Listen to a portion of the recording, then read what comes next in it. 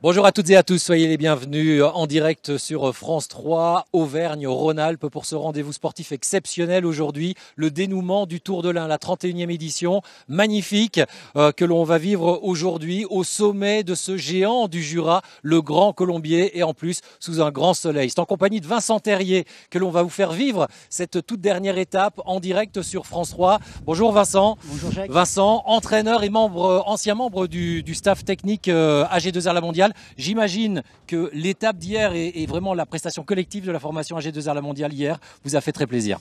Oui, effectivement, il fallait être nombreux pour lutter contre Thibaut Pinot, qui est l'ultra favori pour cette montée du Grand Colombier. Effectivement, l'équipe s'est trouvée soudée. On a eu les jeunes comme Aurélien Paré-Pinte qui ont pu, donc qui est le local, qui a pu aider ses coéquipiers. Et nul doute qu'aujourd'hui, on va avoir un peu le même mano-mano entre les deux grosses formations, Groupama FDJ et AG2R La Mondiale. Avec des positions ultra resserrées et donc un suspense encore à couper le souffle. C'est tout de suite pour ce direct du Tour de l'Ain.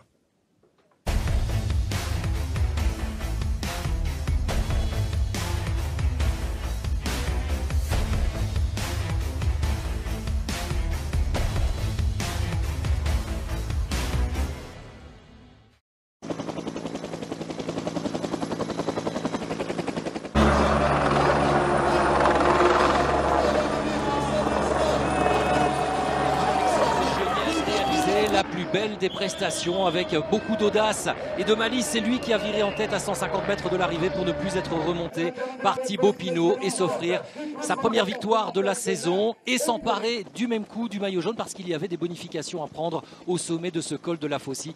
Il se retrouve désormais avec 4 secondes d'avance sur Thibaut Pinot, 6 sur son coéquipier Matthias Frank, 13 sur le russe Artem Nish et vous voyez tous les autres, parmi lesquels Rein Taramay, un ancien vainqueur également de ce Tour de l'Ain, sont plus loin, 23 secondes, 46 pour Julien Simon ou Élie Gesbert.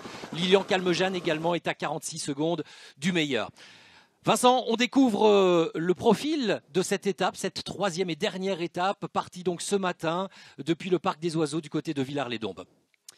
Oui, ça va être un parcours cabossé. Bon, on va avoir le passage du plateau d'Hauteville pour faire un petit peu de vallon avant le juge de paix qui sera le Grand Colombier et la bataille finale des leaders. Quasiment 20 km d'ascension pour arriver à 1500 mètres d'altitude. On rappelle que ce Grand Colombier, lors de ses passages sur le Tour de France et notamment en 2017 avec cette magnifique étape, eh bien, était tout simplement classé hors catégorie. C'est le seul col non alpestre ou pyrénéen à être classé hors catégorie en France. Ça vous place, ça vous situe un petit peu la difficulté de ce géant du Jura. Nous sommes déjà à 46 km de l'arrivée, Vincent, parce qu'on a fait partir aujourd'hui les coureurs très très tôt. Il fallait être matinal après une étape qui s'était finalement terminée relativement tard hier dans des conditions vraiment dantesques, avec de la pluie, de la grêle, des conditions de froid et de vent terribles qui ont véritablement permis aux hommes les plus forts, Thibaut Pinot, on l'a dit, mais également juste derrière lui, enfin juste devant lui, en l'occurrence sur la ligne d'arrivée, Alexandre Geniez, d'aller faire cette course et cette cassure. Mais aujourd'hui, changement radical de conditions dans l'Ain. On aura vraiment eu les 3 ou les 4 saisons en 3 jours avec presque de la grêle, je vous le disais, du grand soleil avec 25 degrés, c'était pour la première journée. Et puis aujourd'hui, finalement, du vent, mais des conditions idéales pour la pratique du vélo. Oui, les coureurs n'ont pas forcément l'habitude de ce type d'organisation. C'est vrai qu'hier, l'arrivée était tard pour la récupération avec les transferts et un départ matinal ce matin, c'est un petit peu inhabituel. Ça peut compter également dans les organismes pour la récupération. Et voilà, je pense que les leaders vont rester un petit peu au chaud jusqu'au Grand Colombier. Et en attendant, on fait la course, on a envoyé une échappée devant. On essaye de prendre les devants pour anticiper le Mont Ventoux du Jura, un petit peu, qui est le Grand Colombier. Oui, presque aussi chauve que le Ventoux, parce que ici aussi, je peux vous dire qu'il y avait un peu de vent. Vous l'avez vu d'ailleurs à l'instant avec ces premières images que l'on vous a proposées du sommet du Grand Colombier en prise d'antenne. À 44 km de l'arrivée, vous le voyez, il y a donc une situation avec un groupe de tête, 6 coureurs qui ont décidé aujourd'hui de faire la course devant. Et derrière, eh bien, le peloton qui chasse déjà, et ça roule très très vite. Vous le voyez pour le moment, 61 km/h, parce que le profil de cette étape est accidenté. Alors certes, moins qu'hier, pardon. Aujourd'hui, on aura essentiellement cette montée, j'allais dire presque sèche, du Grand Colombier, contrairement à hier où on avait quand même 5 ascensions, parmi lesquelles 2 cols de première catégorie. Et donc il y a 6 hommes en tête, et on va faire la liste des 6 qui sont là, si vous le voulez bien, avec un coureur de la formation Vital Concept juste à l'arrière de ce groupe. Il s'agit de Quentin Paché. C'est un des 6 qui a pris la poudre d'escampette aujourd'hui. Il y a également le Belge Sandro Meurice de la formation Anti-Groupe Gobert. Parmi eux également, Delio Fernandez pour la formation Delco Marseille-Provence. Il y a également Romain Sicard, le basque de la formation Total Direct Energy. Il y a Brice Feuhu, l'ancien vainqueur d'étape sur les routes du Tour de France pour la formation Arkea Samsic. Il est là en 2e position. Et il y a enfin le tout jeune allemand Patrick Haller de cette formation de l'équipe d'Allemagne présente ici sur les routes de ce Tour de l'Ain. Il y a quelques sélections comme celle-là, la sélection allemande. Il y a également la sélection suisse ainsi que les équipes espoirs Vino Astana Motors ou encore Cometa Cycling Team. L'une formation soutenue par Alexandre Vinokourov bien sûr, l'autre la Cometa Cycling Team par Alberto Contador en personne. C'est lui qui a monté cette équipe avec son ami Jesus Hernandez, son ancien coéquipier, et Alberto Contador qui a participé ce matin à la grande cyclosportive organisée ici dans le cadre de ce Tour de l'Ain avec cette ascension du Grand Colombier. Là aussi, j'imagine que tous les amateurs de vélo devaient être ravis de voir l'ancien vainqueur du Tour de France monter, escalader ce Grand Colombier. Ouais, c'est la fête du vélo ici dans l'Ain, et c'est vrai que ce Grand Colombier est mis en valeur depuis quelques années, notamment depuis le passage du Tour de France. Et voilà, on avait à cœur ici, à Culose, de mettre en valeur cette montée avec la cyclosportive et également les jeunes cadets qui parcourent les étapes du Tour de l'Ain et font le final des étapes. Et on peut dire que hier ils ont eu un mérite incroyable, tant déjà le profil de la course était difficile avec cette ascension de 8 km du col de la Faucille pour terminer, mais surtout eux sont passés au plus fort de la tempête avec cette grêle dont je vous parlais tout à l'heure. Et vraiment tous ces gamins sont également à féliciter. Il faut aimer le vélo pour parvenir à réaliser ces performances dans ces conditions météorologiques là. On rappelle qu'Alexandre Geniez, grâce à sa victoire d'étape d'hier et au gain des 10 secondes de bonification au sommet de ce col de la Faucille, eh bien, est le leader provisoire de ce classement général avant cette toute dernière étape. Alexandre Geniez, attention, il est évidemment un peu moins connu que Thibaut Pinot pour nos amis du grand public, mais on rappelle qu'Alexandre Geniez, il a tout simplement inscrit déjà son nom au palmarès de cette épreuve. C'était en 2015. C'est un garçon qui s'est imposé à plusieurs reprises sur les routes de la Vuelta, qui nous vient d'une belle région également, du côté de Rodez. C'est un coureur d'expérience, il a déjà plusieurs années chez les professionnels. Il a été coéquipier de Thibaut Pinot dans l'équipe FDJ à l'époque.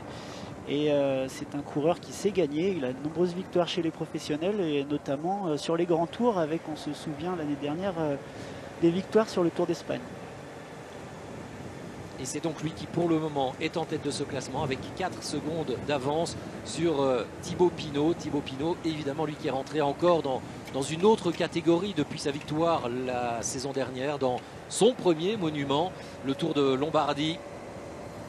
L'ancien 3e du Tour de France, c'était déjà en 2014, qui a gagné en maturité, qui a certainement une autre conception du vélo aujourd'hui, qui parvient vraisemblablement à mieux gérer la pression aussi, et qui est le grandissime favori, je l'imagine encore, le vôtre Vincent? Oui, bon écoutez, on va pas se leurrer, c'est sûr que Thibaut Pinot ici est l'ultra favori, c'est sans doute le meilleur grimpeur du Tour de l'Ain. Il est venu ici pour s'étalonner un petit peu avant les grands rendez-vous du mois de juillet. Et voilà, on n'a pas l'occasion d'avoir des ascensions comme celle du Grand Colombier souvent sur des courses, et il va pouvoir s'étalonner un petit peu, voir où il en est. Certains coureurs ont choisi à cette époque d'aller faire des stages en altitude. Lui a choisi de courir et de se mesurer sur les routes du Tour de l'Ain. Exactement, il a renoncé à ce stage notamment. Hein. C'est vrai qu'on sait que les coureurs de la formation AG2R La Mondiale qui vont viser le Tour de France, parmi lesquels Romain Bardet, eh bien, sont en stage justement à la Sierra Nevada. Eh bien, Thibaut Pinot, lui, a envie de se confronter, il a envie de s'amuser sur le vélo et de faire la course.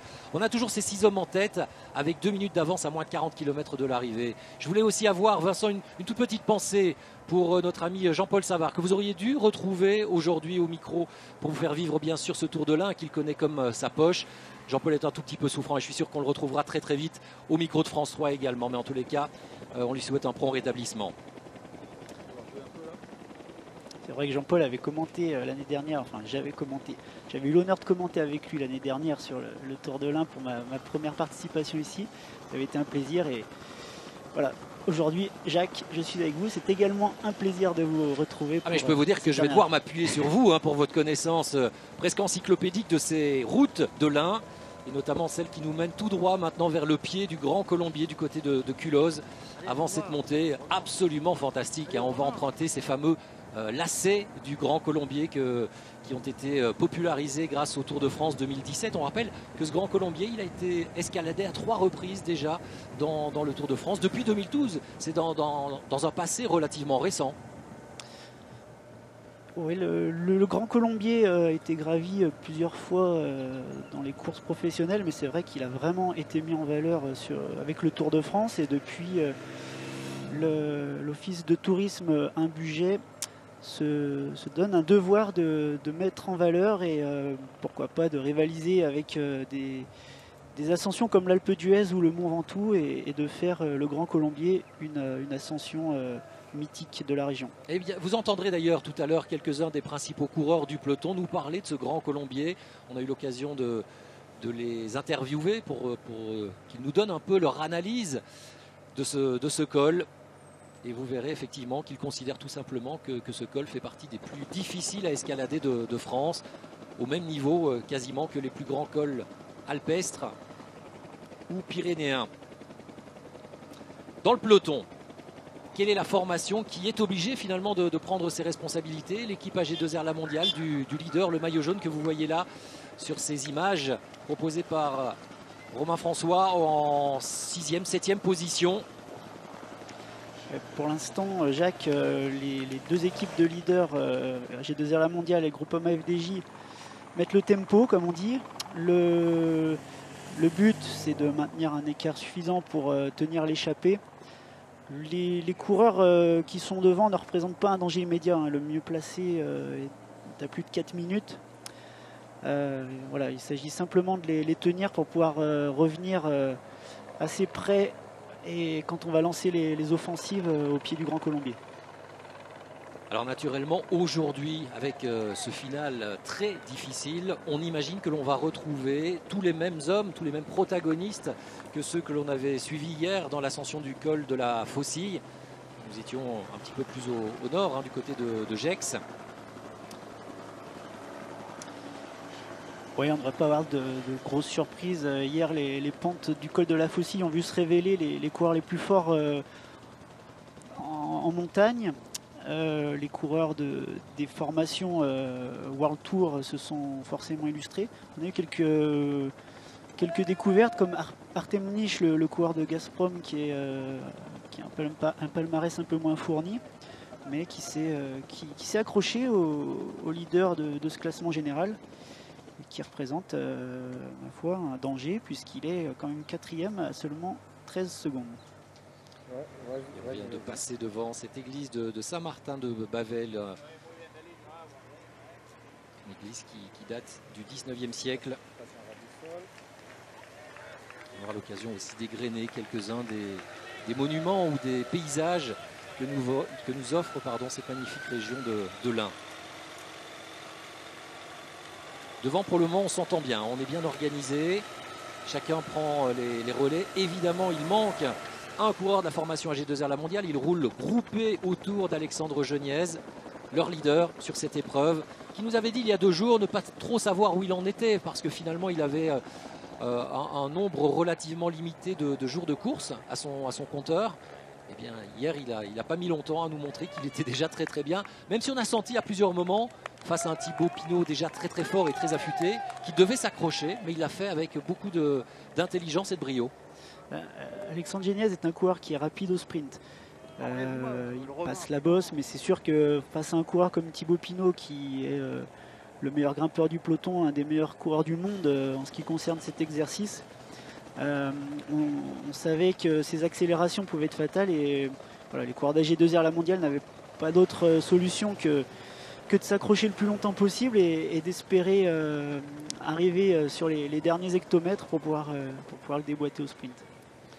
Ça, il l'a joué particulièrement intelligemment, hein, parce que ce tout dernier virage placé à peine 150 mètres de l'arrivée en faux plat descendant, et qui plus est avec une route complètement humide, mouillée, eh bien, il fallait négocier ce dernier virage en tête. Il l'a très bien fait. Il a posé son accélération juste au bon moment, Alexandre Geniez, pour passer devant Thibaut Pinot, et ensuite c'était devenu finalement impossible pour le Franc-Comtois de remonter. Geniez qui s'est donc emparé de ce maillot jaune. Il faudra maintenant aller lui rechercher ses 4 secondes. Alors on sait que l'ascension du col du Grand Colombier risque d'être davantage dans les cordes de Thibaut Pinot, avec quelques passages avec des très forts pourcentages, hein, plus de 10, 12, 14% à certains endroits. C'est vrai que lorsque l'on a fait la montée ce matin, Vincent, on a vu à quel point c'était compliqué, à quel point c'était difficile. Ouais, le Grand Colombier, c'est pratiquement 20 km d'ascension avec un pourcentage moyen aux alentours des 7%, mais c'est vrai qu'on a des passages avec des vraies rampes, hein. On a notamment le passage des lacets qui est très sinueux et qui précède des rampes importantes. On a plusieurs kilomètres suite à ça qui tournent autour des 10%. Tout droit, quand on arrive dessus, c'est vraiment impressionnant. Et c'est vrai qu'il va falloir s'accrocher sur cette partie, parce que les vrais grimpeurs savent s'exprimer quand la pente est au plus raide. Donc le Grand Colombier, on peut le monter de plusieurs faces, hein. Ici, c'est pas le côté le plus dur, c'est le plus mythique, parce que on a une vue magnifique. On a pu voir Jacques en montant ce matin, avec un ciel complètement dégagé, qu'on a la vue sur toute la vallée du Rhône, sur le lac du Bourget. Mais le Tour de l'Ain l'a déjà monté par d'autres côtés. Le Tour de France aussi, avec notamment des faces qui sont vraiment très raides, avec des pourcentages qui s'élèvent à pratiquement 17%. Regardez Vincent, je vous parlais tout à l'heure de ces merveilleux paysages de l'Ain. Ben regardez, il en est un ici, hein. Cette cascade de Cervérieux notamment, qui sont juste à côté aussi des gorges de Thurinien. Et juste en aval de ces gorges, eh bien, se jette cette cascade d'une hauteur de 60 mètres. C'est assez merveilleux comme spectacle, et ces gorges qui font partie de ces coins secrets, dont regorge le Bugey d'ailleurs. C'est un espace naturel, un site sauvage qui présente sur près de 500 mètres une succession de marmites. C'est comme ça que l'on appelle ces excavations que vous avez vues là, ces entailles profondes dans la roche qui ont été creusées par le Séran, où s'engouffrent donc ces cascades. Voilà, très belles images proposées par toute l'équipe mise en place par Vincent Wathelet. Et on se régalera de ces quelques paysages comme ça tout au long de cette 31e édition et de cette dernière étape, avec ce château de Gramont également. Alors c'est pas là que vous avez logé, hein, cette nuit? Non, c'était pas mal aussi, hein, ah mais c'était très bien aussi d'ailleurs, c'était très bien. On aura peut-être l'occasion de saluer nos amis de cette auberge du Vieux-Tilleul. Mais en attendant, à 34 km de l'arrivée, on ne veut pas laisser les 6 prendre un trop gros avantage. 1 minute et 35 secondes seulement, hein. Le peloton a complètement neutralisé. Pour le moment, s'est échappé. Et petit à petit, même, il commence à reprendre du terrain. C'est vrai qu'on leur laisse vraiment aucune chance là. 1,35 à 34 km, sachant les pentes des 20 derniers kilomètres. Les échappés n'ont vraiment, allez, on va pas dire aucune chance, mais vraiment très peu de chance de pouvoir aller au bout. Et devant, c'est notamment Quentin Paché, vous le voyez, hein, qui fait l'effort, qui essaye de reprendre un léger avantage. Mais évidemment, pour eux, ils connaissent un peu la situation. Ils savent que si derrière la formation AG2R, la mondiale notamment, décide d'enclencher, de rouler très très vite, de toute façon, ça ne servira à rien de résister, ou presque. Ils s'époumoneront devant et ils arriveront un petit peu déjà sans force au pied du grand colombier. Donc pour le moment, ils se disent on va un petit peu voir ce que décide de faire derrière le peloton. Et en fonction de ça, économiser quelques forces pour pouvoir, pourquoi pas, pour les meilleurs grimpeurs d'entre eux peut-être, espérer jouer leur carte dans cette dernière ascension. On pense parmi eux à Romain Sicard, à Brice Feuillu. Ce sont quand même des garçons qui ont un potentiel. J'allais parler de passé, je ne voudrais pas leur faire les vexer. Mais Romain Sicard ou Brice Feuillu, on sait les qualités de grimpeurs qu'ils ont. Ils l'ont prouvé. Oui, oui, bien sûr. Après, ce sont des équipes qui sont un peu plus loin au général, qui sont passées un petit peu à travers hier et qui avaient à cœur aujourd'hui de montrer le maillot. Voilà, un petit peu aussi de montrer le maillot, c'est vrai, et de pouvoir exister un petit peu sur ce Tour de l'Ain. Et puis c'est vrai que bon, des coureurs comme Sicard notamment prend un petit peu les devants pour servir de rampe de lancement peut-être pour une offensive de Rein Taramae qui est 5e au général à seulement 23 secondes. Oui, ou Lilian Calmogène également. Exactement, mais Rein Taramae, vous faites bien de le signaler, effectivement, il a réussi une très belle étape hier. Il est resté pas très très loin des hommes les plus forts dans l'ascension du col de la Faucille. Et donc pourquoi pas miser sur cet ancien vainqueur de ce Tour de l'Ain, Rein Taramae. C'est peut-être pour cela qu'on a son poisson pilote ou son tremplin, appelez ça comme vous voulez, en la personne de Romain Sicard qui porte la nouvelle tunique de la formation Total Direct Energy pour le coureur basque. Ouais, certainement que la formation Arkea a un petit peu la même stratégie avec Brice Feuillu qui est également un bon grimpeur qui peut aller loin dans l'ascension et servir de rampe de lancement pour Elie Gesbert. Oui, avec un Elie Gesbert qui pour le moment occupe la 7e place du classement général à 46 secondes. Laisse-toi gagner un peu. Rein Taramae dont on parlait tout à l'heure est pour le moment 5e à 23 secondes. Donc les écarts sont loin d'être rédhibitoires. Il n'y a absolument rien de fait. C'est vrai qu'on vous parle beaucoup du duel entre Thibaut Pinot, le grandissime favori, et Alexandre Geniez, le leader provisoire avec 4 secondes d'avance. Mais derrière, Matthias Frank n'est qu'à 6 secondes. Artem Nish qui a fait très belle impression hier, le russe, n'est qu'à 13 secondes. Taramae à 23. Et puis derrière, Gesbert, Calmejane. Pour Julien Simon, ça risque d'être peut-être un petit peu plus difficile. Parce que lui, il a plus un profil puncher que vrai grimpeur, Julien. Oui, pour l'équipe Cofidis, c'est un peu plus compliqué. C'est vrai qu'on va plutôt miser. On aurait pu miser sur Nicolas Hédé, mais qui n'est que 17e pour le moment au général. Ouais, qui s'était illustré l'année dernière. On aurait pu mettre quelqu'un dans l'échappée. Bon, ça s'est peut-être pas passé comme on l'aurait souhaité. Pierre-Luc Perrichon, qui est aussi un local. On aura certainement à cœur de s'exprimer. On rappelle aussi, Vincent, c'est important pour nos téléspectateurs, que les équipes ici sont en mode réduit. On n'a que 6 coureurs par formation, loin des standards que l'on a sur les grands tours. Historiquement, vous savez, on retrouvait 9 coureurs sur les routes du Tour par équipe. Depuis, on a réduit un petit peu ces formations avec 8 coureurs maintenant. Mais avec 6, ça empêche grandement quand même de contrôler une course. C'est vrai qu'on tend à donner un petit peu plus de dynamisme sur les épreuves professionnelles et on réduit un petit peu les effectifs. Bon, on s'adapte de toute manière et 6 coureurs, c'est vrai que c'est un peu moins confort, mais on s'adapte et sur des épreuves classe 1, ça suffit largement pour pouvoir organiser une course d'équipe. Oui, et les équipes qui sont très homogène, à l'instar de la formation AG2R la mondiale ici, qui est quand même arrivée, on vous le disait, avec Alexandre Geniez, avec Matthias Frank, avec Geoffrey Bouchard, avec Alexis Goujard, avec un Paris peintre qui hier aussi nous a surpris. Franchement, cette équipe a très très fière allure. C'est vrai qu'on aurait été content de revoir aussi Pierre Latour après ses soucis, ses gros soucis de début de saison, cette fracture des membres supérieurs. Mais Pierre a fait son retour il y a quelques jours à la compétition. On le retrouvera la semaine prochaine du côté du Grand Prix de Plumelec. Ouais, la plupart des coureurs qui ont choisi de faire leur stage en altitude, donc notamment G2R la mondiale en Sierra Nevada, vont faire leur retour sur Plumelec avant d'enchaîner sur le Dauphiné. C'est un petit peu la programmation classique pour préparer les grandes échéances comme le Tour de France. Il y en a qu'un qui voulait déroger à ce schéma plus classique. C'est Thibaut Pinot qui voulait absolument, lui, passer par ce Tour de l'Ain pour la plus grande joie des organisateurs et la nôtre, bien sûr, parce que ça nous permet d'avoir ce mano à mano annoncé entre lui et globalement la formation AG2R La Mondiale, la plus solide jusqu'à présent sur ces routes indinoises. Oui, Thibaut a souvent des approches stratégiques un petit peu différentes.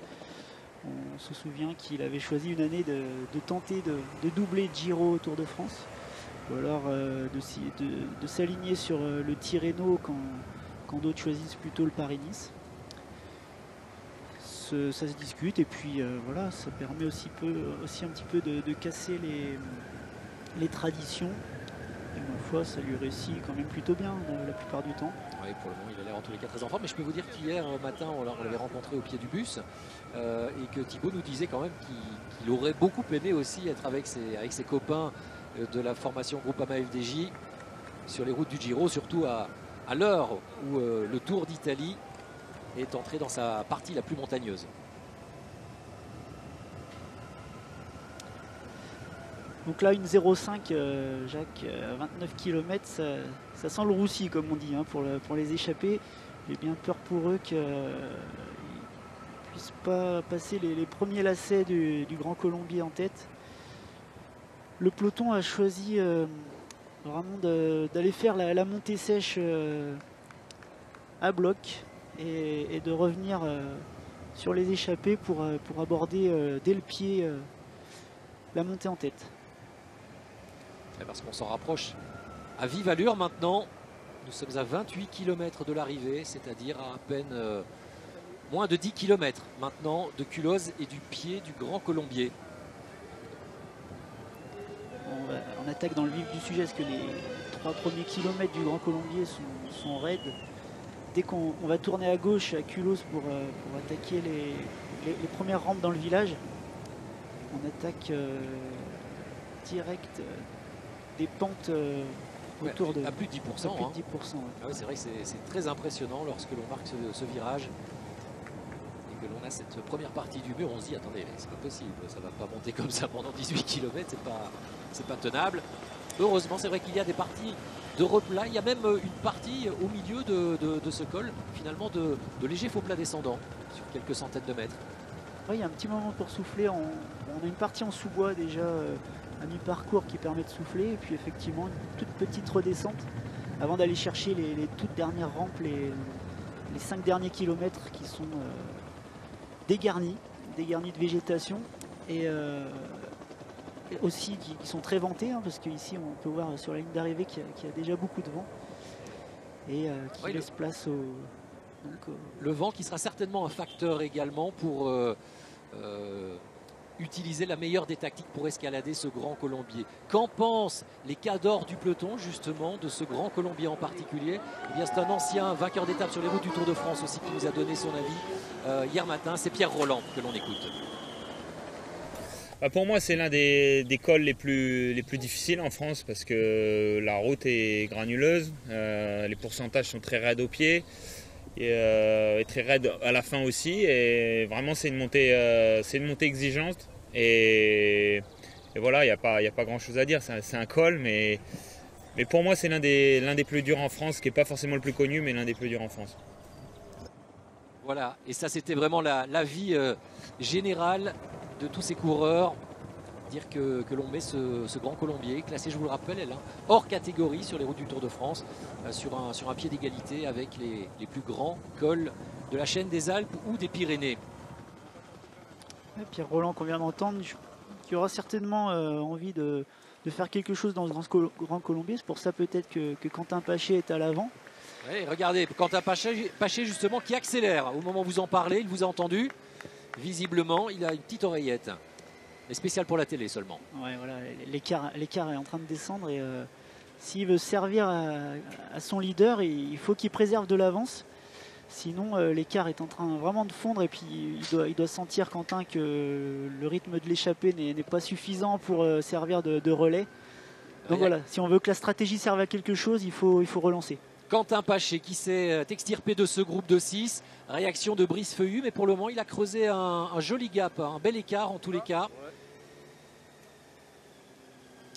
Derrière, Feuillu a besoin d'un petit peu de soutien.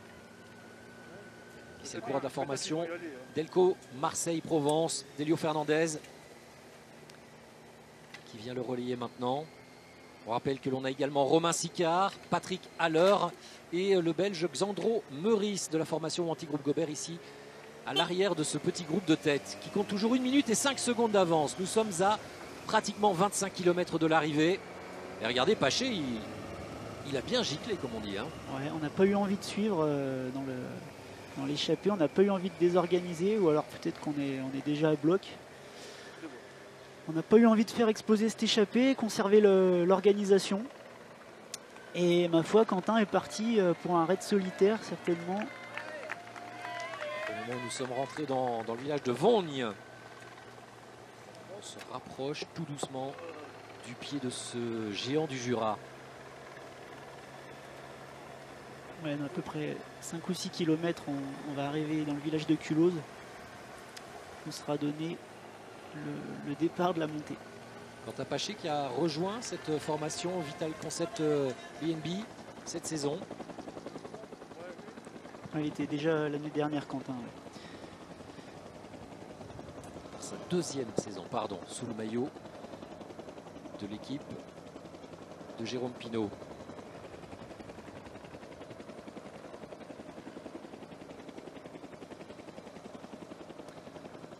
Alors Vincent, vous qui connaissez particulièrement bien ces routes, l'approche également de ce Grand Colombier qu'avec vos coureurs, vous utilisez très très souvent, j'imagine. On rappelle aussi que vous occupez du club de Bourg-en-Bresse maintenant, mais que vous avez été aussi longtemps dans le staff de la formation AG2R, la mondiale et de son pôle de développement, le club de Chambéry. Comment gérer tactiquement cette ascension du Grand Colombier? Est-ce que l'on peut faire l'effort rapidement dans ce col à 18 km de l'arrivée, ou est-ce qu'il faut au contraire plutôt gérer, attendre la deuxième partie de pente très difficile?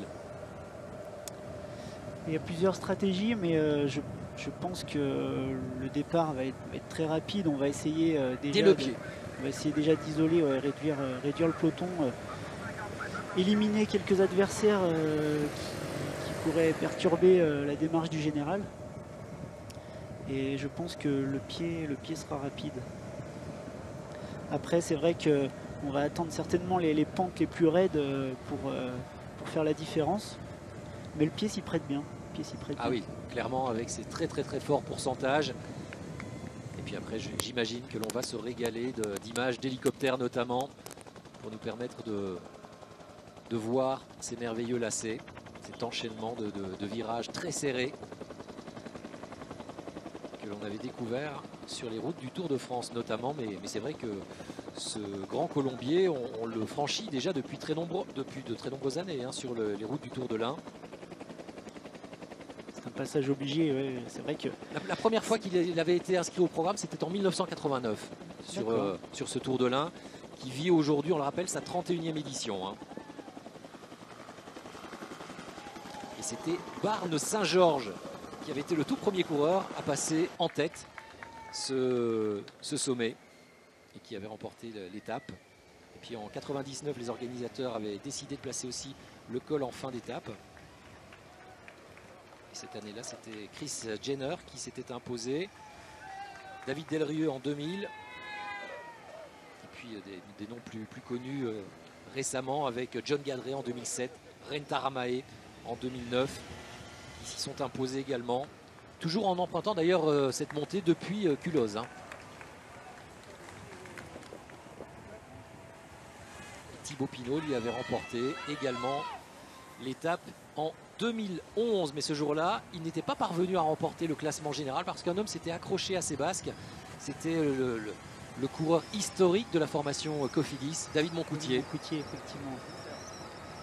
Ouais, à cette époque-là, Thibaut Pinot était tout jeune coureur. Tout jeune coureur. Oui. Il avait 21 ans à peine. L'écart hein, qui a véritablement fondu. 1 minute et 15 secondes d'avance pour Quentin Paché qui fait un joli numéro lui. Hein. Il est parvenu à creuser 20 secondes d'avance par rapport à ses anciens partenaires d'échappée. Ouais, je pense qu'on a On a baissé les bras hein, dans le reste de l'échappée, on n'y croit plus vraiment puisque là le groupe se retrouve à moins d'une minute du peloton, moins d'une minute d'avance. Et donc ça va être difficile de préserver l'avance avant les premiers lacets du Grand Colombier. L'écart se réduit assez rapidement. Du côté des grandes formations françaises, on a décidé de tenir la barre. L'équipe FDJ relaie cordialement l'équipe AG2R La Mondiale. Donc voilà, je pense que Thibaut veut montrer qu'aujourd'hui ça va être lui le patron.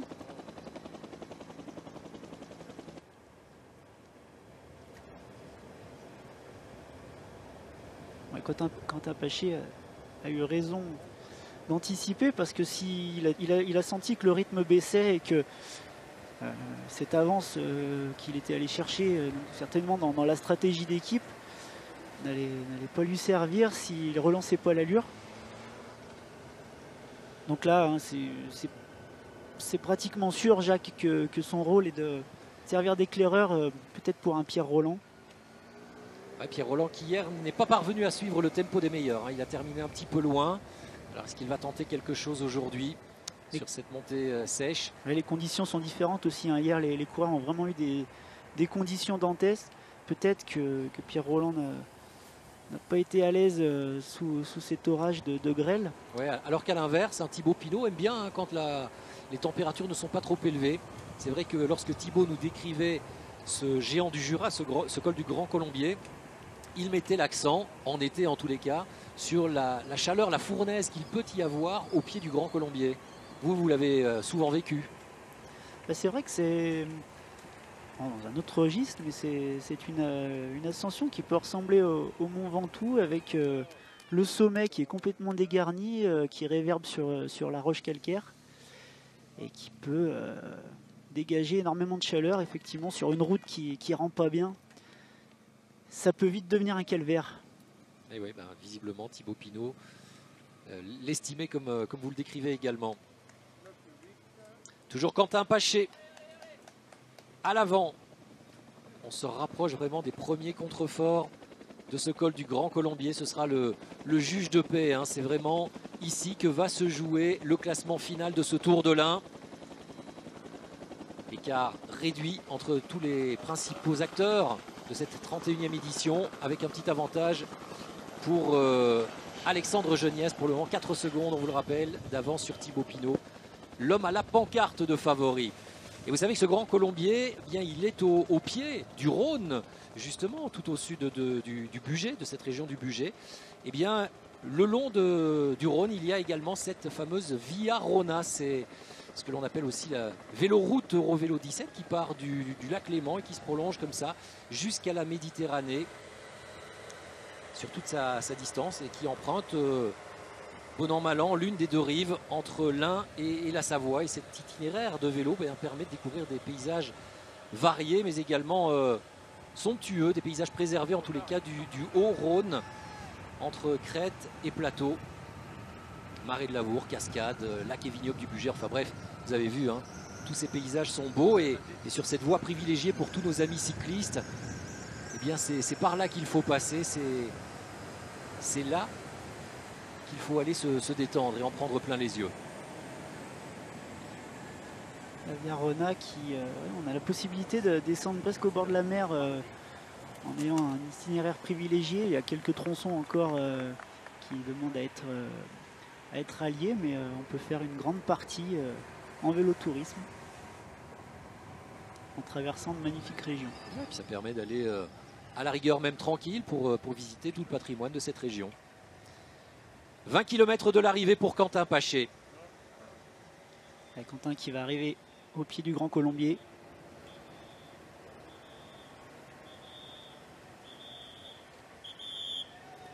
Il va rentrer dans Culos dans quelques instants maintenant.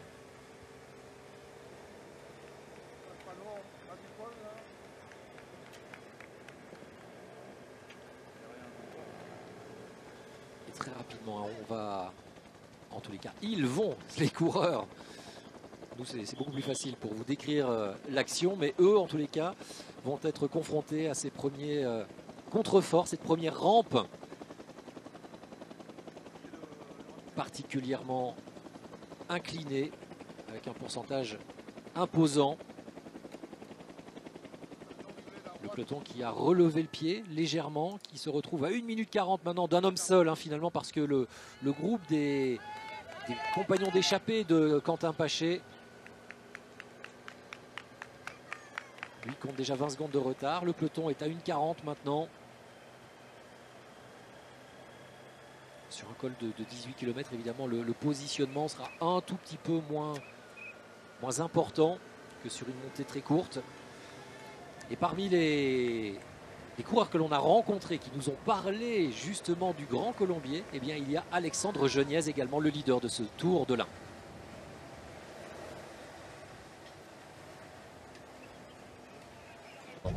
C'est une montée difficile, hein. C'est une montée difficile. Le pied est très dur. Ensuite, après, c'est quand même relativement long comme montée et la fin est moins raide avec des petits replats à 3-4 km de l'arrivée. Mais bon, c'est quand même une grande ascension et le début de l'étape n'est pas très dur, donc les coureurs vont arriver assez frais au pied de cette montée. Voilà pour Alexandre Geniez, des coureurs qui devraient arriver frais. Alors hier, Alexandre Geniez, il a dû bien sûr satisfaire un protocole qui prend toujours un petit peu de temps, hein, monter sur le podium. Il a endossé 3 maillots différents, il faisait très froid, il avait été complètement mouillé et détrempé par les chutes de pluie tout au long de la journée. Et lorsqu'il est venu nous voir à l'interview, on le voyait quand même tremblotant, hein.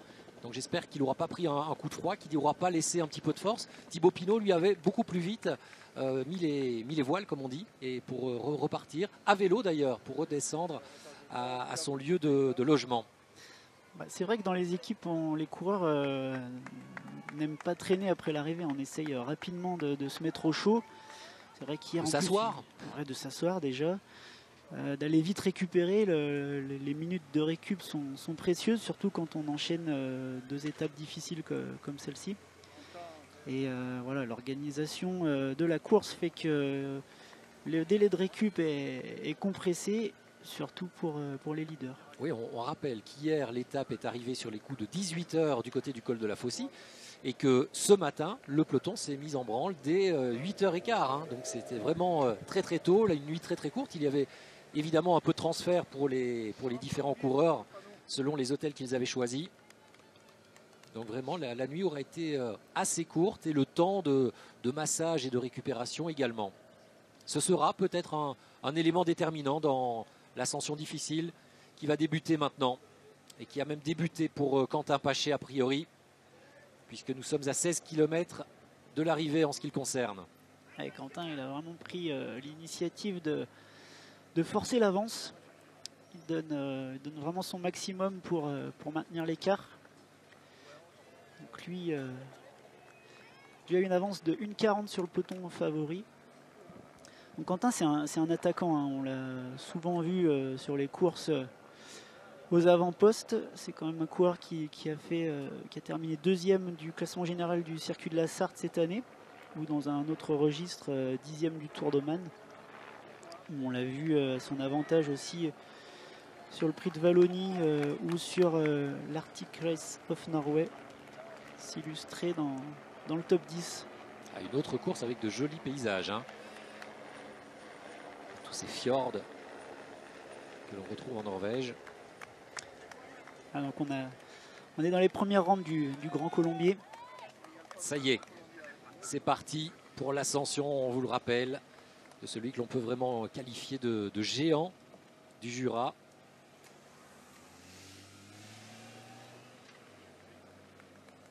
Avec toujours Quentin Paché tout seul, avec une quinzaine de secondes d'avance sur 5 hommes, je le rappelle. Brice Feuillu, Romain Sicard, Patrick Haller l'Allemand, Xandro Meurice le Belge et Delio Fernandez de la formation Delco Marseille-Provence. Vous voyez finalement, Jacques, que l'initiative de Quentin était peut-être vaine puisque l'écart se réduit et finalement vous voyez le peloton qui est parti vraiment taquet. Hein. On voit même des équipiers se donner des relais d'américaine. Ah, attention, hein, c'est interdit. Le pied a été fait à bloc. Alexandre Géniez a traîné un petit peu derrière. Il a pris des cassures. Ouais, attention parce qu'il va déjà falloir faire un premier effort pour resserrer tout cela. Ça, c'est pas une belle position pour le leader de ce Tour de l'Ain, Alexandre Geniez, vainqueur hier. Alors on le rappelle hein, également, Alexandre Geniez est un petit peu à court de compétition. Hier, il est parvenu vraiment à résister de manière remarquable à toutes les tentatives d'attaque de Thibaut Pinot. Est-ce que ce sera possible 2 jours d'affilée sur une rampe qui est encore autrement plus difficile que celle du col de la Faucille? Ça, c'est une autre chose, Vincent. Ouais, Alexandre il passe quand même la montagne. Hein. Il s'est illustré sur des étapes du Tour d'Espagne, dans des étapes montagneuses. Oui, il est allé remporter des très belles victoires là-bas. Après là, c'est vrai que bon, on n'a pas vu à l'image, mais je pense que FDJ a vraiment fait le pied taquet pour le piéger. Peut-être qu'il était un peu mal placé à ce moment-là. On n'a pas pu voir. Mais en tout cas, ben voilà, il a pris une cassure. C'est pas à son avantage au pied de ce grand colombier parce que certainement qu'il va y avoir des écarts qui vont se creuser très rapidement maintenant. Ouais. Brice Feuillu et Xandro Meurice en difficulté également dans le groupe de poursuivants de Quentin Paché. Il est là le vainqueur de l'étape du Tour de France du côté d'Arcalis. Ça commence à dater aussi un petit peu maintenant. Vous avez vu l'écart qui a fondu, on est passé de 1,45 à 1,10 en peu de temps. Évidemment. Première pente, on vous le disait, avec déjà des pourcentages à plus de 12%. Hein. Bon là maintenant pour le reste de l'échappée qui avait pris un peu d'avance. Et pour les coureurs qui ne sont pas forcément de purs grimpeurs, il faut prendre son rythme. Il ne faut surtout pas se faire exploser.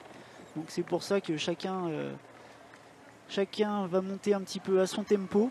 L'idée c'est d'aller le plus loin possible pour que quand le peloton va revenir, qu'on puisse servir de relais à ces équipiers qui ont des prédispositions un peu plus supérieures pour la montagne. Alors on avait à l'image Xandro Meurice, la formation anti-groupe Gobert, une équipe pro-continentale, on le rappelle, qui pour la 3e année consécutive participera cette année au Tour de France. Ils ont été choisis, sélectionnés par ASO, les organisateurs du Tour de France, pour leur permettre de participer à la grande boucle. Évidemment, en cette année où le Tour s'élancera depuis la Belgique, du côté de Bruxelles, c'était important pour la formation belge d'en être. Et d'ailleurs, Boris Vallée s'était mis aussi en évidence lors de la première étape de ce Tour de l'Ain, en terminant 4e d'un sprint, on le rappelle, remporté par le surprenant pistard suisse, tout jeune, Stéphane Bissegger de cette formation suisse, qui avait vraiment bluffé tout le monde en prenant un virage à 200 mètres de l'arrivée, avec énormément de risques. C'est là qu'il a fait la différence. Et même Lorenzo Manzin n'est pas parvenu à le remonter. Il a échoué sur ses talons à la 2e place. Bissegger qui avait donc été le premier maillot jaune de ce Tour de l'Ain édition 2019. Quentin Paché en passe d'être repris par Delio Fernandez. Et Romain Sicard qui n'est pas très loin aussi de rentrer. On va certainement retrouver ce trio en tête. L'équipe Delco qui ma foi aime bien le Tour de l'Ain parce que l'année dernière Javier Moreno avait été maillot jaune jusqu'à la dernière étape.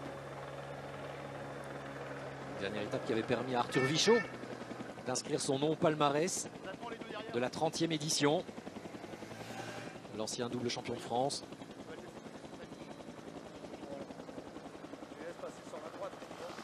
Et Mathias Franck, lui, s'est pas fait piéger. Hein. Il est resté aux avant-postes dans les roues des coureurs de la Groupama FDJ.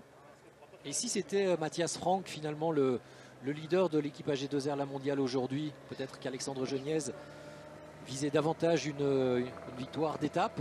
Oui, certainement. Dans les pentes les plus difficiles, Mathias Franck a de meilleures qualités qu'Alexandre. Et s'ils arrivaient à s'octroyer la première étape de montagne avec Alexandre et le classement général avec Mathias Franck, je pense que ce serait plutôt la stratégie à adopter effectivement. On rappelle que Mathias Franck, lui aussi, hein, c'est un coureur qui a beaucoup d'expérience. déjà comme son coéquipier Alexandre Geniez, un ancien vainqueur d'étape sur les routes de la Vuelta, le Tour d'Espagne, et qui est également passé par un beau podium au classement final du Tour de Suisse. Ça commence un petit peu à dater, mais il est en forme cette année, on l'a vu se mettre en évidence aussi en Romandie, Matthias Frank. Mais en tous les cas, là, on a bien compris que le patron du peloton aujourd'hui, c'était une nouvelle fois Thibaut Pinot. Hein, toute la formation Groupama FDJ est là pour entourer le grimpeur franc-comtois. Le peloton est déjà réduit comme peau de chagrin. Hein. Plus grand monde. Ouais, sur ce plan d'hélicoptère, on va un petit peu pouvoir compter le nombre de coureurs qui sont là. Oui, ils ne sont même plus 30 hein, déjà. Alors est-ce qu'Alexandre Geniez est là? Je vois pas de maillot jaune. Une toute petite trentaine de coureurs. Et le maillot jaune. Eh bien, je pense qu'il n'est plus là, effectivement. Je crois qu'il n'est déjà plus là, malheureusement, pour Alexandre Geniez. Et dans ces conditions-là, ce sera probablement mission impossible pour conserver ce maillot au sommet du Grand Colombier. Romain Sicard n'a pas réussi à faire la jonction. Oui, et puis du coup, Romain Paché qui a retrouvé un petit peu, lui, d'aide avec la présence de l'Espagnol Delio Fernandez. Évidemment, les relais maintenant s'enchaînent et font mal certainement à Romain Sicard, avec un peloton qui est revenu à 35 secondes seulement de ce duo de tête. Ça monte vite, hein, ça monte vite. Déjà qu'on est déjà à 14 km de l'arrivée. Encore 4 km difficiles et puis on va arriver premier petit replat. Allez, on est dedans, en plein dans ce col du Grand Colombier. Qu'en pense l'homme dont on fait le grandissime favori, Thibaut Pinot? Eh bien, la réponse, avec lui à notre micro, c'était hier matin. C'est un col qui est assez difficile. C'est vrai qu'il est assez dur parce qu'il est assez irrégulier, il est très dur au pied, après très dur au milieu. Voilà, c'est un col qui fait mal à tout le monde, qui fait peur à tout le monde parce qu'il fait quand même, il fait presque 20 km quand même. Et voilà, surtout quand il fait très chaud, je pense que demain ce sera peut-être pas le cas, mais quand il fait très chaud au pied, c'est une fournaise, donc c'est un col qui fait peur. Ouais. Un col qui fait peur. Et regardez, voici les fameux lacets de ce Grand Colombier. On va y arriver assez rapidement maintenant avec la tête de la course, Quentin Paché et Delio Fernandez. Delio Fernandez qui avait fait un joli top 10 il y a quelques mois à peine. C'était sur les routes du Tour de Turquie. Où un autre de ses coéquipiers, Finetto, avait lui aussi fait un bon classement final. Tour de Turquie qui était encore organisé au mois d'octobre et qui dans le calendrier 2019, vous le savez, a été complètement avancé, ce qui fait qu'on a eu les deux éditions du Tour de Turquie à 5-6 mois d'intervalle à peine. Dans cette équipe d'Elco Marseille, on a un coureur local, Rémi Rochat, qui habite la région chambérienne. Oui, puis un autre Rhône-Alpin, en tous les cas, qui est à la tête aussi de la formation, puisque c'est Andy Flickinger, qui est l'un des directeurs sportifs de cette équipe, le Grenoblois. On peut le saluer, mais il ne nous entendra pas, il est dans sa voiture. Quoique, il a peut-être France 3, Auvergne-Rhône-Alpes sur son tableau de bord pour le moment. On voit Alexandre Geniez. Ouais, qui est juste derrière. Hein. Il a pris la cassure et il n'est pas parvenu à faire la jonction. Et naturellement, maintenant, revenir sur le groupe Thibaut Pinot, ça va être très compliqué. C'est pas loin, Jacques, c'est pas loin. Il va peut-être pouvoir rentrer. En tous les cas, les efforts concédés vont coûter cher pour l'arrivée. Parce que là, c'est encore le rythme imposé par les coéquipiers. Et quand on va déclencher la bataille, il va falloir qu'Alexandre ait pu récupérer. Allez, 35 secondes d'avance pour nos deux fuyards. On rattrape petit à petit le reste de l'échappée. Ouais, tous les autres sont en train d'être repris. Le dernier, ça devrait être, on le disait, Romain Sicard, qui était juste derrière ces deux-là. On va arriver sur la partie avec les lacets. On a un enchaînement de... Je crois que j'ai compté tout à l'heure, Jacques, on doit avoir 8 lacets qui s'enchaînent, mais vraiment rapidement. On n'a pas de ligne droitante, c'est le manège un petit peu. Ça tournicote. Mais avec de la pente. Et par ces lacets, on a une vue magnifique sur la vallée du Rhône et le lac du Bourget. Ah oui, c'est absolument somptueux. Si vous ne connaissez pas venez y faire un tour. Une attaque de la formation russe Gazprom. Hier, on a vu qu'Artemnich s'était véritablement mis en évidence, l'ancien vice-champion de Russie. Il s'est totalement repositionné au classement général puisqu'il est désormais 4e. Et bien là, ce sont ses coéquipiers qui veulent faire un petit peu exploser tout ça et peut-être un petit peu perturber le train mis en place par l'équipe de Thibaut Pinot. On a vu que les coéquipiers de la formation Groupama FDJ montaient un tempo soutenu, régulier mais soutenu, et que petit à petit, eh bien, les coéquipiers de Thibaut s'écartaient les uns après les autres, alors que l'on entame ces fameux lacets du Grand Colombier. On vient déjà de reprendre Romain Sicard. On voit à la sortie du lacet les deux coureurs de tête et le peloton qui revient vraiment très fort. Et ça y est, hein, ce passage en serpent à flanc de montagne avec cette vue merveilleuse, comme vous le disiez, sur la vallée et sur le lac du Bourget.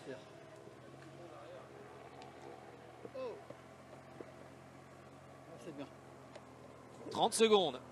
Et ça deux lignes de plus en plus. Hein. On voit que le corps marque les premières souffrances. Ah oui, il y a plus de 30 secondes. Hein. Ils sont derrière. Là. Le peloton est juste derrière avec l'accélération du russe de la formation Gazprom. Le voilà déjà. L'écart est insignifiant maintenant. Et Quentin Paché, Delio Fernandez vont se faire reprendre et dépasser. Est-ce qu'on va pouvoir s'accrocher? Ah non, ce ne sera pas possible. Ce qui est difficile dans la pente, c'est qu'il faut arriver à conserver de la cadence de pédalage. Si on veut être performant jusqu'au sommet, il faut absolument conserver de la cadence. Et les coureurs, de plus en plus dans le peloton professionnel, maintenant optent pour des braquets plus souples. Dans des pentes comme ça, on peut opter pour un 39-28. Dans des grandes ascensions comme au Giro, maintenant, on a même des plateaux compacts ou semi-compact. Là, vous voyez que le russe, il tourne la canne, il n'y a pas de problème. Compact, c'est donc 3 plateaux. Hein. Non, compact, c'est 2 plateaux, mais avec un embranchement qui permet d'avoir des plateaux espacés entre le petit et le gros plateau, ce qui n'était pas le cas avant. On était contraint d'avoir un 53-42, 53-39. Maintenant, on peut avoir des 53-36, par exemple, ce qui permet d'avoir un étagement plus agréable pour les pentes raides. Hier, Alexandre Geniez nous a parlé pour sa part, en tous les cas, d'un 38-30 à utiliser sur les pentes de ce Colombier. Ouais, voilà, effectivement. Donc 38 à l'avant et un 30 dans derrière. C'est ce qu'il faut pour passer les passages les plus raides. Après, bon voilà, on peut avoir ça quand on est au chaud dans le peloton, mais quand on attaque devant, on est obligé quand même de s'employer avec un peu de braquet. Oui, c'est plus possible. Voilà cette vue dont je vous parlais sur cette vallée. Et juste derrière, le lac qui se perd parfois derrière la brume que l'on peut retrouver au pied du Grand Colombier. Et le lac du Bourget qui est le plus grand lac naturel de France et qui se jette dans le Rhône par le canal de Savière. Donc là, vous aviez un plan géologique de la région. Ouais, je peux même vous dire que c'est un lac post-glaciaire du massif du Jura. Alors moi, je ne le connais pas aussi bien que vous. Et donc moi, je suis obligé de lire ma petite documentation pour vous le dire. Allez, attaque de Thibaut derrière. Mathias Franck qui répond tout de suite. L'accélération de Thibaut Pinot. Les grandes manœuvres sont déclenchées par le franc-comtois maintenant à 12 km de l'arrivée. Il a vu qu'il y avait un petit danger quand même avec la présence du coureur russe devant. J'ai pas identifié, c'est Artemnich ou c'est peut-être Ivan Rovny qui est devant? Et derrière immédiatement le Suisse Matthias Frank de la formation AG2R La Mondiale qui s'accroche. Le coureur de l'équipe de Cyril Dessel, c'est le DS présent sur les routes de ce Tour de l'Ain. Et Thibaut qui se remet en danseuse et qui en remet une. C'est difficile pour Matthias Frank. 2 longueurs de retard. Thibaut l'a certainement aperçu. Ah, il est obligé de se rasseoir, le Suisse. Ah, ce sont sur des parties très très pentues. Hein. À 11 km de l'arrivée, on repasse de nouveau à plus de 12% dans cet enchaînement des lacets. Ouais, Nicolas Hédet qui est intercalé.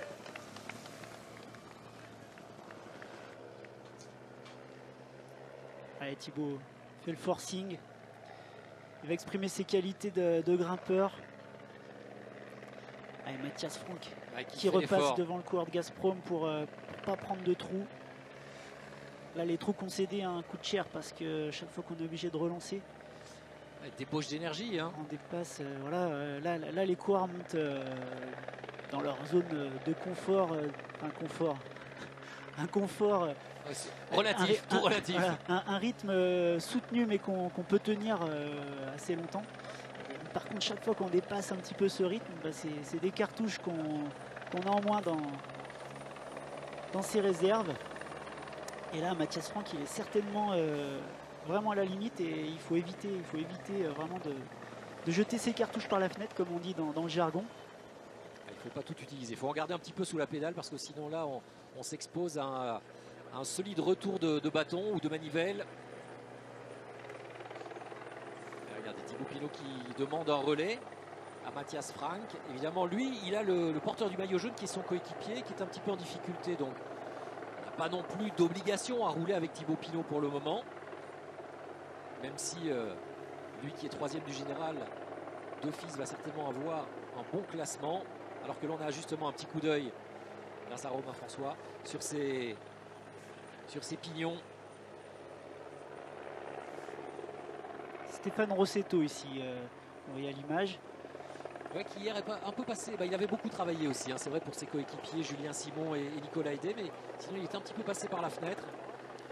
Oui, c'est un coureur qui fait beaucoup de travail. Hein. Il est capable d'abattre vraiment un gros travail en prenant des relais appuyés. Et son travail à lui est terminé à ce stade-là de la course. Julien Simon, sprinter de l'équipe, qu'on retrouve ici. On remonte justement ce peloton et ses hommes en difficulté avec Marco Minard également à l'arrière de ce peloton. Vous avez justement parlé de Julien Simon. Je vous avais dit que c'était certainement un peu trop raide aujourd'hui pour lui, trop long surtout parce que Julien c'est un excellent puncher. Il l'a déjà prouvé souvent et notamment sur les routes du Tour sur les routes de la Flèche Wallonne, dans cette fameuse ascension du mur de Huy avec de forts pourcentages aussi, encore plus fort qu'ici, plus de 20%. Et Thibaut qui redurcit encore le rythme. Donc le coureur russe c'était Rybalkin. Hein. Oui. Rybalkin qui est lui aussi placé au général. Il est 12e du général à 46 secondes. Il a voulu anticiper mais malheureusement le rythme imposé par Thibaut Pinot est trop fort. Mathias Franck concède également un maître qui s'empresse de boucher. Il s'agissait du 3e larron de la formation russe Gazprom qui a fait belle impression. Ouais, notamment Artemich. Allez, nouvelle accélération pour Thibaut Pinot pour se débarrasser définitivement de Mathias Franck. Et ça y est, à 11 km de l'arrivée, Thibaut Pinot est en train de faire le break. Le Suisse est incapable de tenir la roue du Franc-Comtois et le leader de la formation Groupama FDJ est en train de s'envoler. On l'imagine, sauf coup de théâtre, vers une victoire dans ce Grand Colombier. C'est ce que je vous expliquais tout à l'heure. Les coureurs maintenant sont tous équipés de capteurs de puissance. Thibaut sait combien il peut monter. Lui, il a imposé son rythme à des coureurs qui sont capables de supporter un rythme moins important.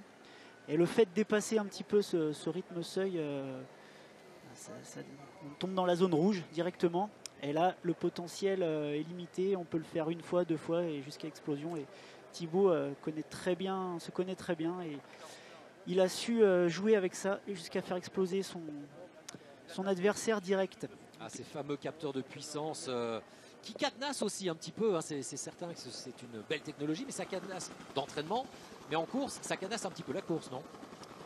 Ouais, de moins en moins, parce que voilà, ce sont des outils maintenant qu'on sait appréhender, on sait s'en servir, mais on sait aussi tourner la page sur le compteur pour ne plus rester focalisé dessus. On peut s'en passer.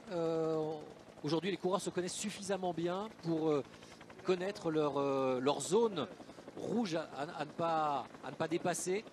Oui, bien sûr, en fait, c'est un outil qui permet d'apprendre à se connaître, savoir gérer son effort.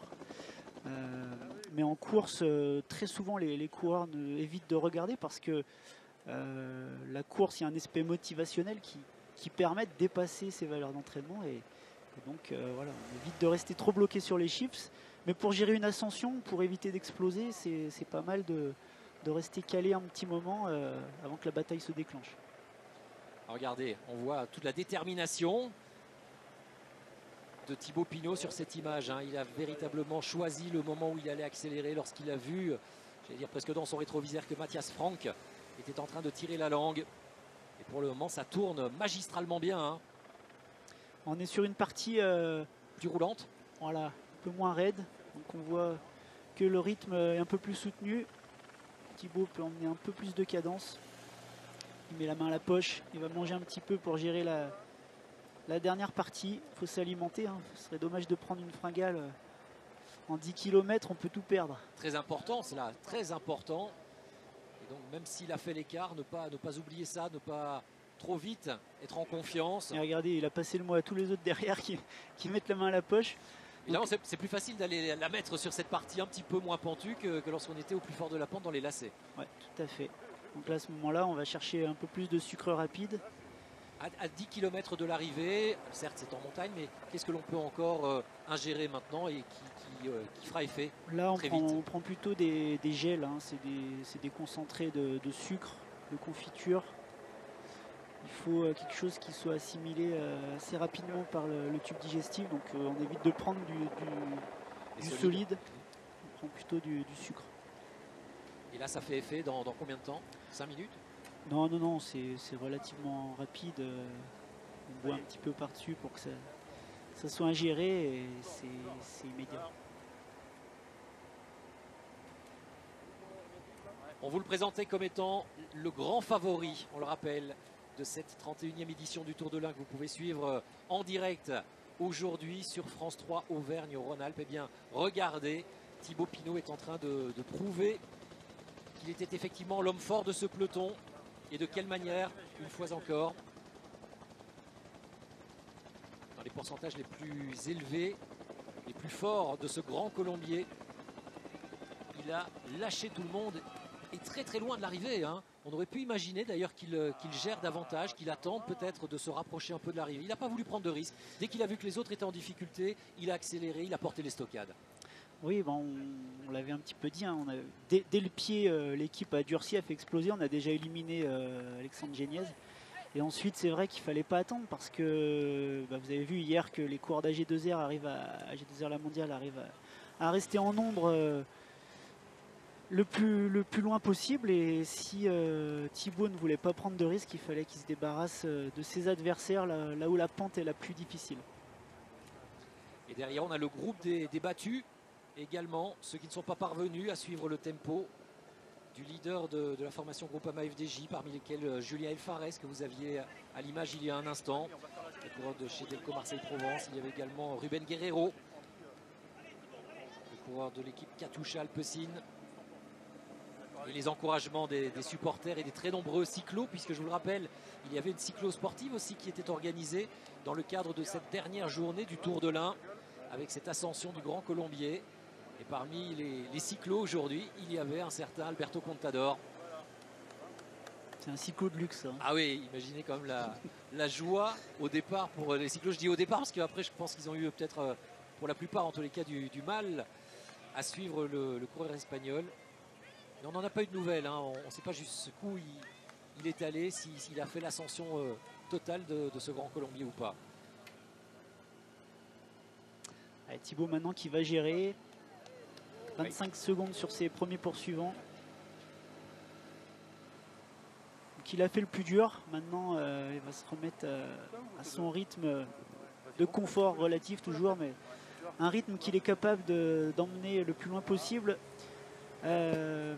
quitte à pouvoir répondre à une nouvelle accélération si toutefois il devait y avoir un rapproché. On voit, il y en a vraiment de partout. Ah oui, c'est compliqué.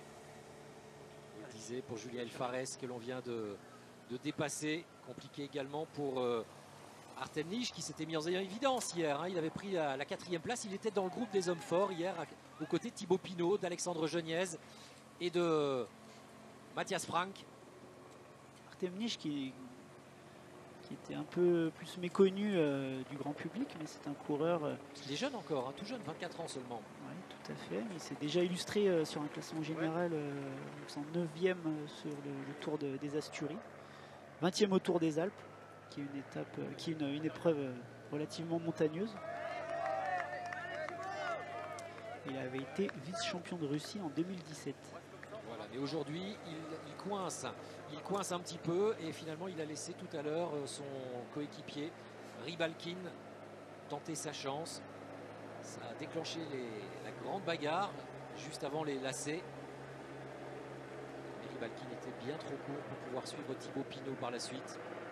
Ouais, il a vraiment fait le trou, hein. Regardez, 30 secondes, je pense que derrière tout le monde a bien compris en tous les cas que Thibaut Pinot était imbattable aujourd'hui. Ouais, Mathias Frank a tenté le tout pour le tout en s'accrochant le plus possible. Peut-être qu'il aurait dû choisir un rythme un peu moins supérieur pour conserver un écart constant durant la montée. Parce que là, le risque de se mettre dans le rouge, c'est d'exploser et perdre vraiment du temps et perdre la place au général même. Alors qu'il a creusé un bel écart déjà de 30 secondes, est-ce que vous pensez que Thibaut va gérer ou est-ce que justement aujourd'hui il se fait mal pour voir aussi où il en est, pour se donner certes une belle ligne à son palmarès, une belle ligne supplémentaire à son palmarès, mais également se faire un super entraînement? On voit là, il s'amuse pas quand même. Ah non, justement, hein, on voit qu'il continue à écraser les pédales. Non, mais je pense déjà, il pense à creuser pour éviter un retour.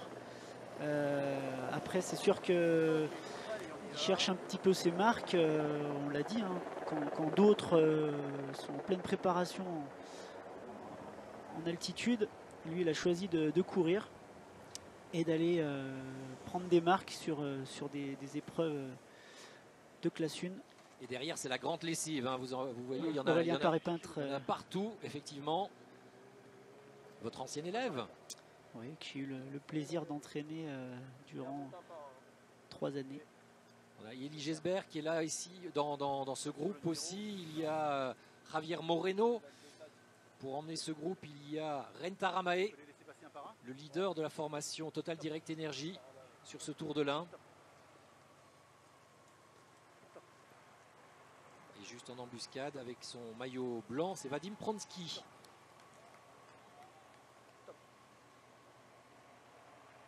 Elie Gesbert. Là, on est pour des places d'honneur. Hein. Aurélien Paré-Peintre, s'il fait la jonction, il pourra imaginer faire une belle place au classement général.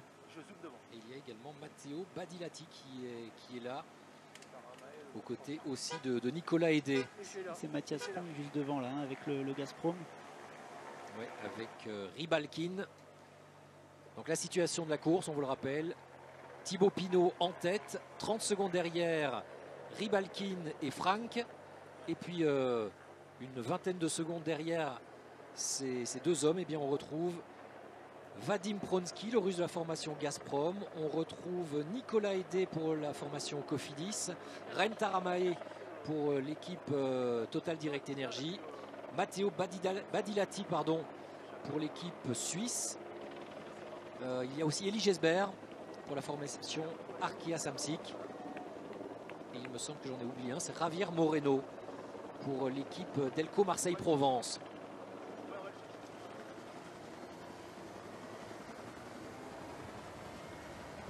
Et bien sûr, il y avait juste derrière Aurélien Paré-Peintre qui était en train d'essayer de faire la jonction ou de s'accrocher en tous les cas. L'écart qui a remonté 40 secondes. Je pense que de toute façon, moralement, et Frank et Rybalkin sont atteints. Et je dis moralement, pas que moralement, hein, physiquement aussi.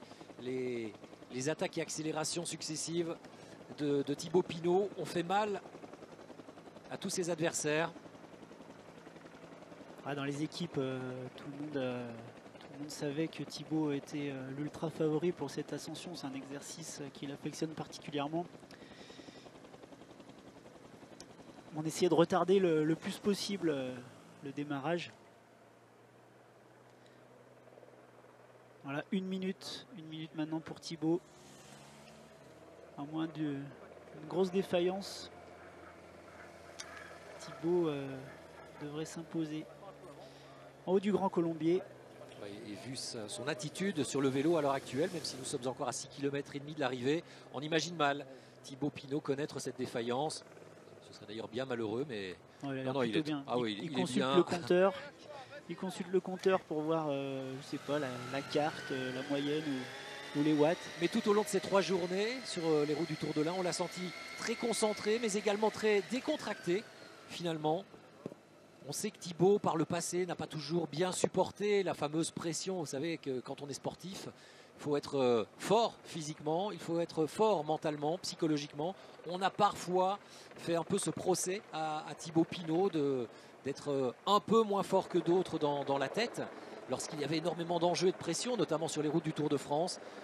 Et moi, j'ai vraiment le sentiment que petit à petit, il parvient à rentrer dans sa bulle, à se libérer de cette pression, et que maintenant, de plus en plus, quand il a noté des rendez-vous, eh bien qu'il les loupe de moins en moins souvent. Ce n'est pas votre avis, Vincent?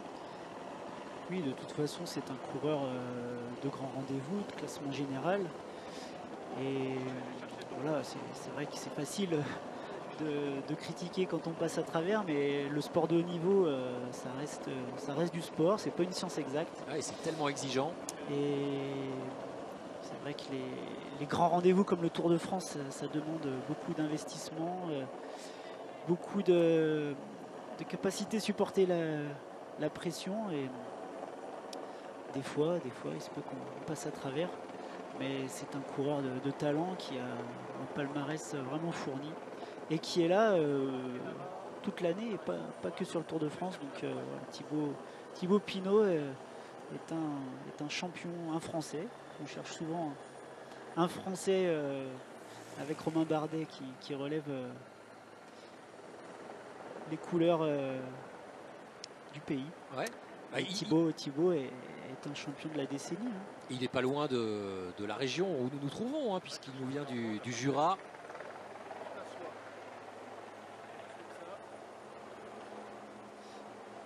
Voilà, donc ici, on va essayer entre Franck et Ribalkin de conserver de l'avance sur le groupe qui est juste derrière. Ça s'annonce un petit peu compliqué, il me semble, en tous les cas, parce que ces deux-là se font de plus en plus lâcher par Thibaut Pinot et il voit de plus en plus l'écart avec les poursuivants se réduire. On rappelle que juste derrière, on retrouve des garçons comme Aurélien Paré-Peintre, Nicolas Hédé, Javier Moreno, Renta Ramae, Vadim Pronsky, Matteo Badilati, Elie Gesbert que j'avais oublié. Ah ouais, c'est bien, dans le cadre, c'est sympa, tu sais. Tu les vois rentrer, c'est sympa. Qu'est-ce que tu vas aller les chercher un peu? Alors évidemment, isolé comme ça en tête, ça permet tout à fait à notre caméraman moto, que l'on salue d'ailleurs, hein, et on les félicite pour leur travail, d'aller nous chercher ces gros plans. Donc là, on est sur une partie où c'est tout droit. Puis on va sortir de la partie boisée. On va arriver sur la partie dégarnie du Grand Colombier. Et on entamera les 5 derniers kilomètres. Donc là, qui seront plus exposés au vent. On va passer les fameux passages canadiens.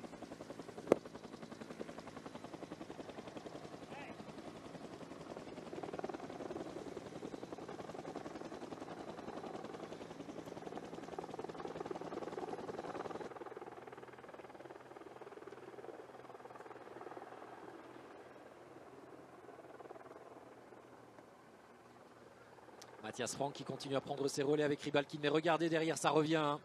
Ça revient. C'est toujours Renta Ramae, me semble-t-il, qui est en train de faire l'effort. Elie Gesbert juste derrière lui. Et un troisième homme s'est accroché. Et Franck qui relance sur une partie de replat.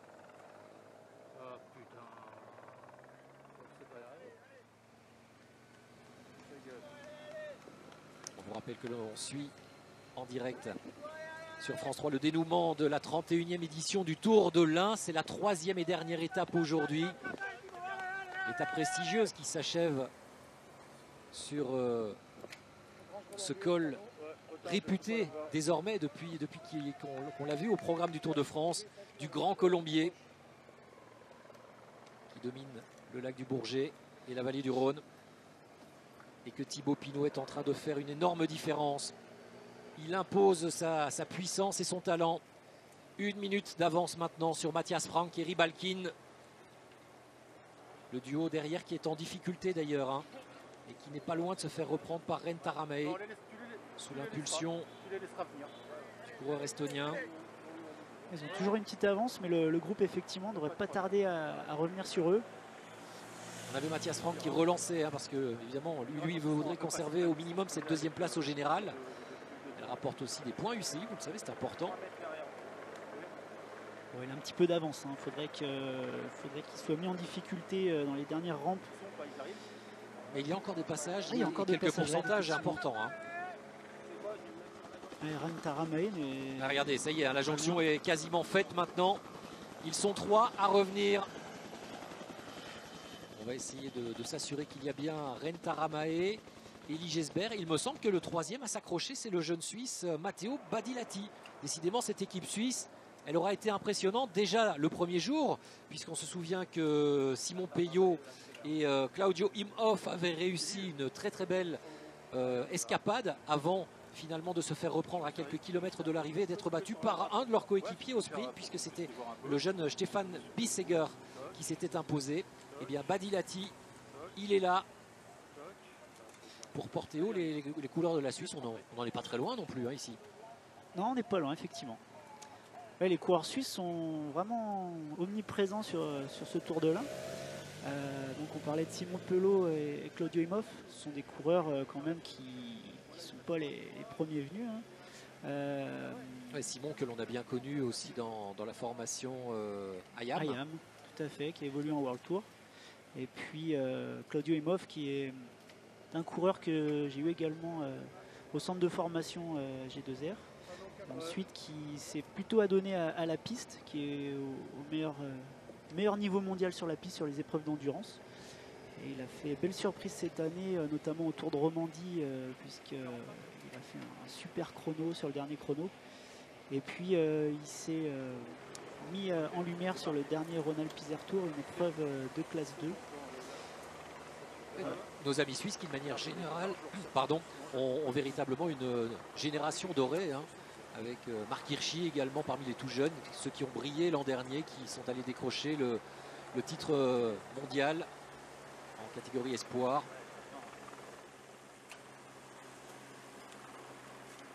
Avec Gino Mader aussi.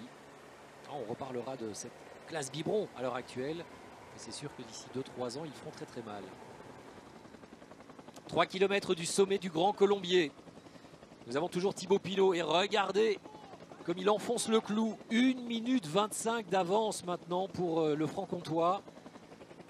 Derrière, c'est un groupe de 5 coureurs qui s'est reformé avec toujours Rybalkin, le Russe et Mathias Frank, mais le Suisse de la formation G2R la mondiale. Mais ces deux-là ont été rejoints par Elie Gesbert, par Reine Taramae et par le Suisse Matteo Badilati de la formation Espoir Suisse.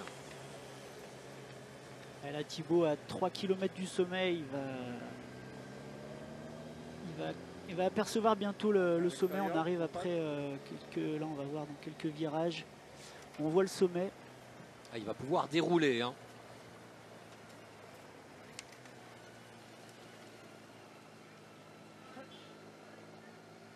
On l'envoie, il est plutôt serein. Hein. Il est plutôt serein, il est informé de l'écart.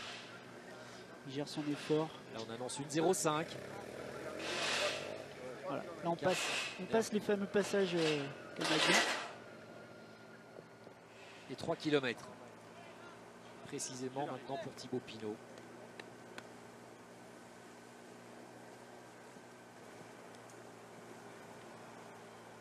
C'est toujours Reine Taramae, hein. Il aura fait un bel effort également. L'ancien vainqueur, puisqu'on rappelle que Reine Taramae avait inscrit son nom au palmarès de ce Tour de l'Ain. C'était en 2009, il y a 10 ans. Là je pense, Jacques, dans les 5 derrière, on oublie forcément la première place du général. On commence à se regarder un petit peu et on va peut-être s'attaquer pour aller chercher les places d'honneur du classement général. On pense notamment à la bataille entre Frank et Taramae et Elie Gesbert, qui n'est pas si loin. Ce sont certainement les coureurs qui vont se batailler. Rybalkin aussi qui est dans le même temps. On peut aller chercher la 2e et la 3e place du général. Oui, puisqu'on rappelle qu'Alexandre Geniez lui a un peu coincé. Et ça y est, c'est sorti. Attaque d'Elie Gesbert justement. Vous en parliez à l'instant du coureur de la formation Arkea Samsic, relégué à 46 secondes. Et bien aux 3 km, il a décidé de tenter le tour de force. Et il est poursuivi maintenant par le jeune Suisse Badilati.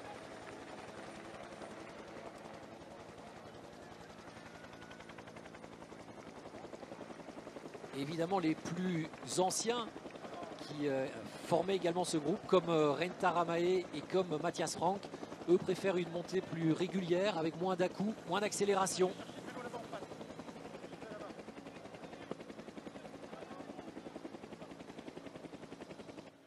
Badilati en tous les cas qui a répondu à l'accélération d'Elie Gesbert. Toujours à 1 minute environ de Thibaut Pinot. Gesbert était à 46 secondes de Geniez au général, en occupant la 7e place.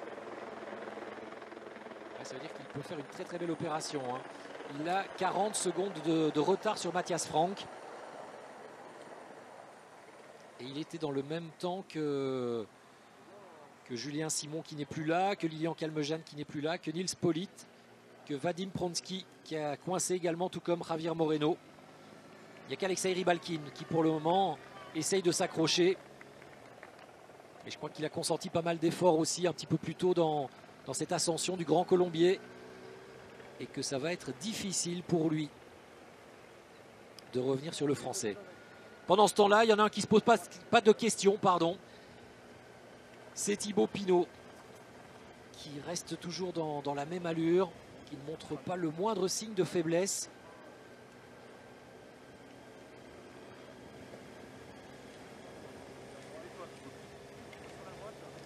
À la stratégie en tous les cas mise en place par Philippe Mauduit, le directeur sportif de cette formation Groupama FDJ, est la bonne, hein.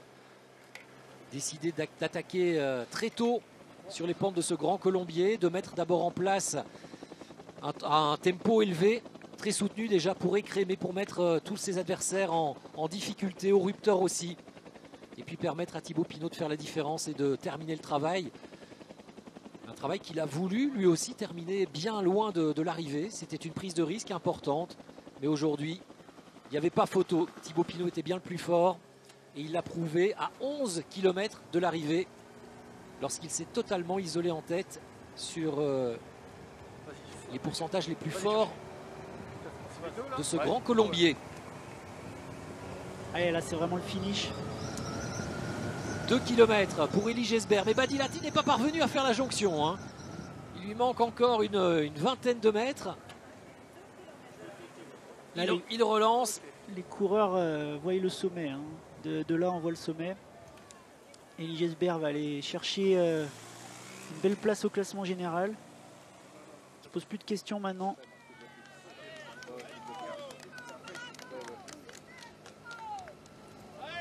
Et Thibaut qui va aller, sans grande surprise, faut le dire Jacques, remporter cette étape et le classement général du Tour de l'Ain.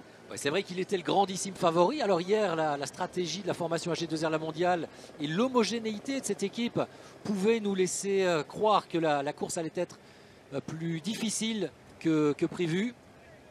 Mais finalement, non. Aujourd'hui, Thibaut Pinot était vraiment trop fort. Il passe sous la flamme rouge. Le dernier kilomètre pour le leader de la formation Groupama FDJ. Et toujours la même cadence, hein. Même si G2R La Mondiale n'a pas pu rivaliser sur cette étape avec Thibaut Pinot, on est venu chercher du côté de la formation de Vincent Lavenu des automatismes. Et puis voilà, un accessite quand même, une victoire sur une épreuve par étape. C'est toujours bon à mettre dans la besace. Alexandre Geniez est venu aussi se rassurer après un début de saison où il avait effectivement peu de jours de course. Ouais, lui aussi n'avait pas eu beaucoup de chance, contrairement à Thibaut Pinot qui depuis le début de l'année déjà a montré qu'il était fort, très fort même, en allant notamment chercher une belle victoire sur les routes du Haut-Var. Il avait aussi pris la 5e place de Tirreno Adriatico cette année. Lui qui peut se targuer d'avoir maintenant à son actif, on le rappelle, une victoire dans un monument le Tour de Lombardie. Quel monument en plus, l'un des plus difficiles, mais qui correspond tellement bien aux qualités de Thibaut Pinot.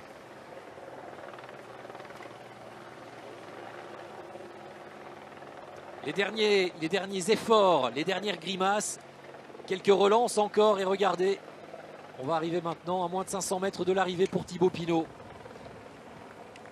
Et derrière, on continue la bagarre pour les places du général, pour la 2e et 3e place. Et oui, Jesper s'est fait reprendre, hein. Il s'est fait reprendre et même contrer, il me semble, par Rein Taramae encore.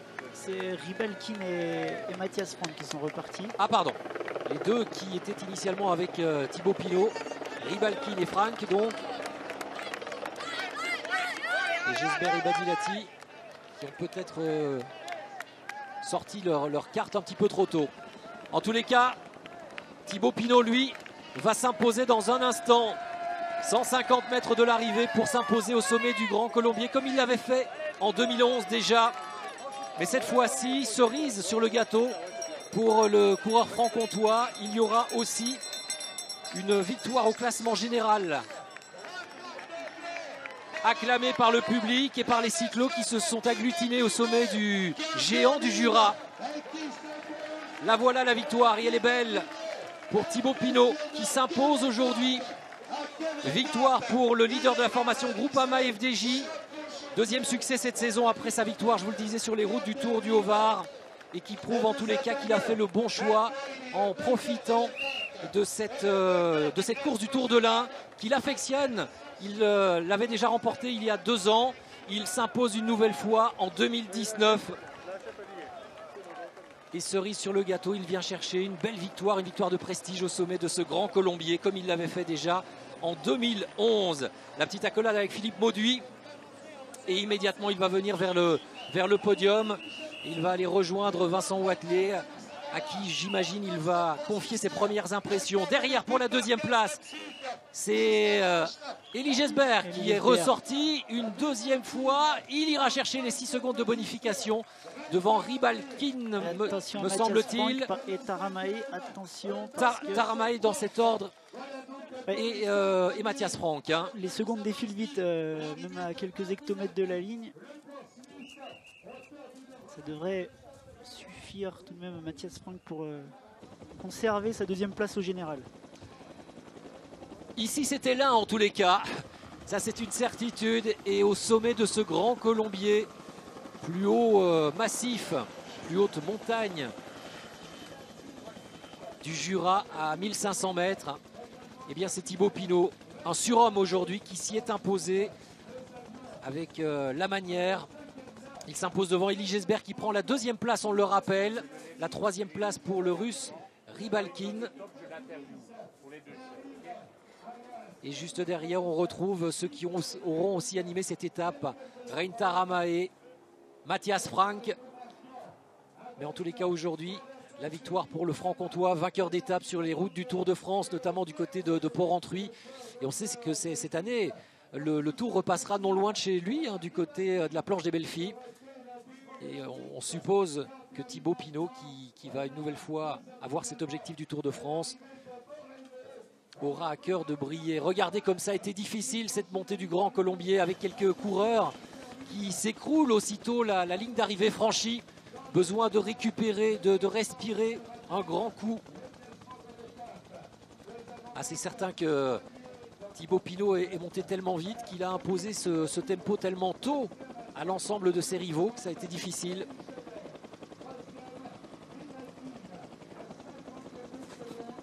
Mais en tous les cas, on a vécu une belle course, même si rapidement Thibaut Pinot a fait la différence et que rapidement il a montré, Vincent Terrier, qu'il était l'homme le plus fort de ce peloton. Oui, voilà, il fallait rapidement faire la différence, écarter les adversaires potentiels pour la victoire finale. Donc l'équipe a durci dès le pied.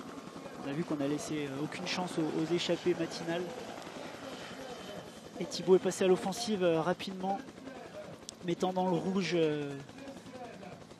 son adversaire le plus direct, qui était à ce moment-là Mathias Frank. Voilà, Thibaut Pinot qui s'impose avec 52 secondes d'avance, je vous le rappelle, sur Elie Jesper.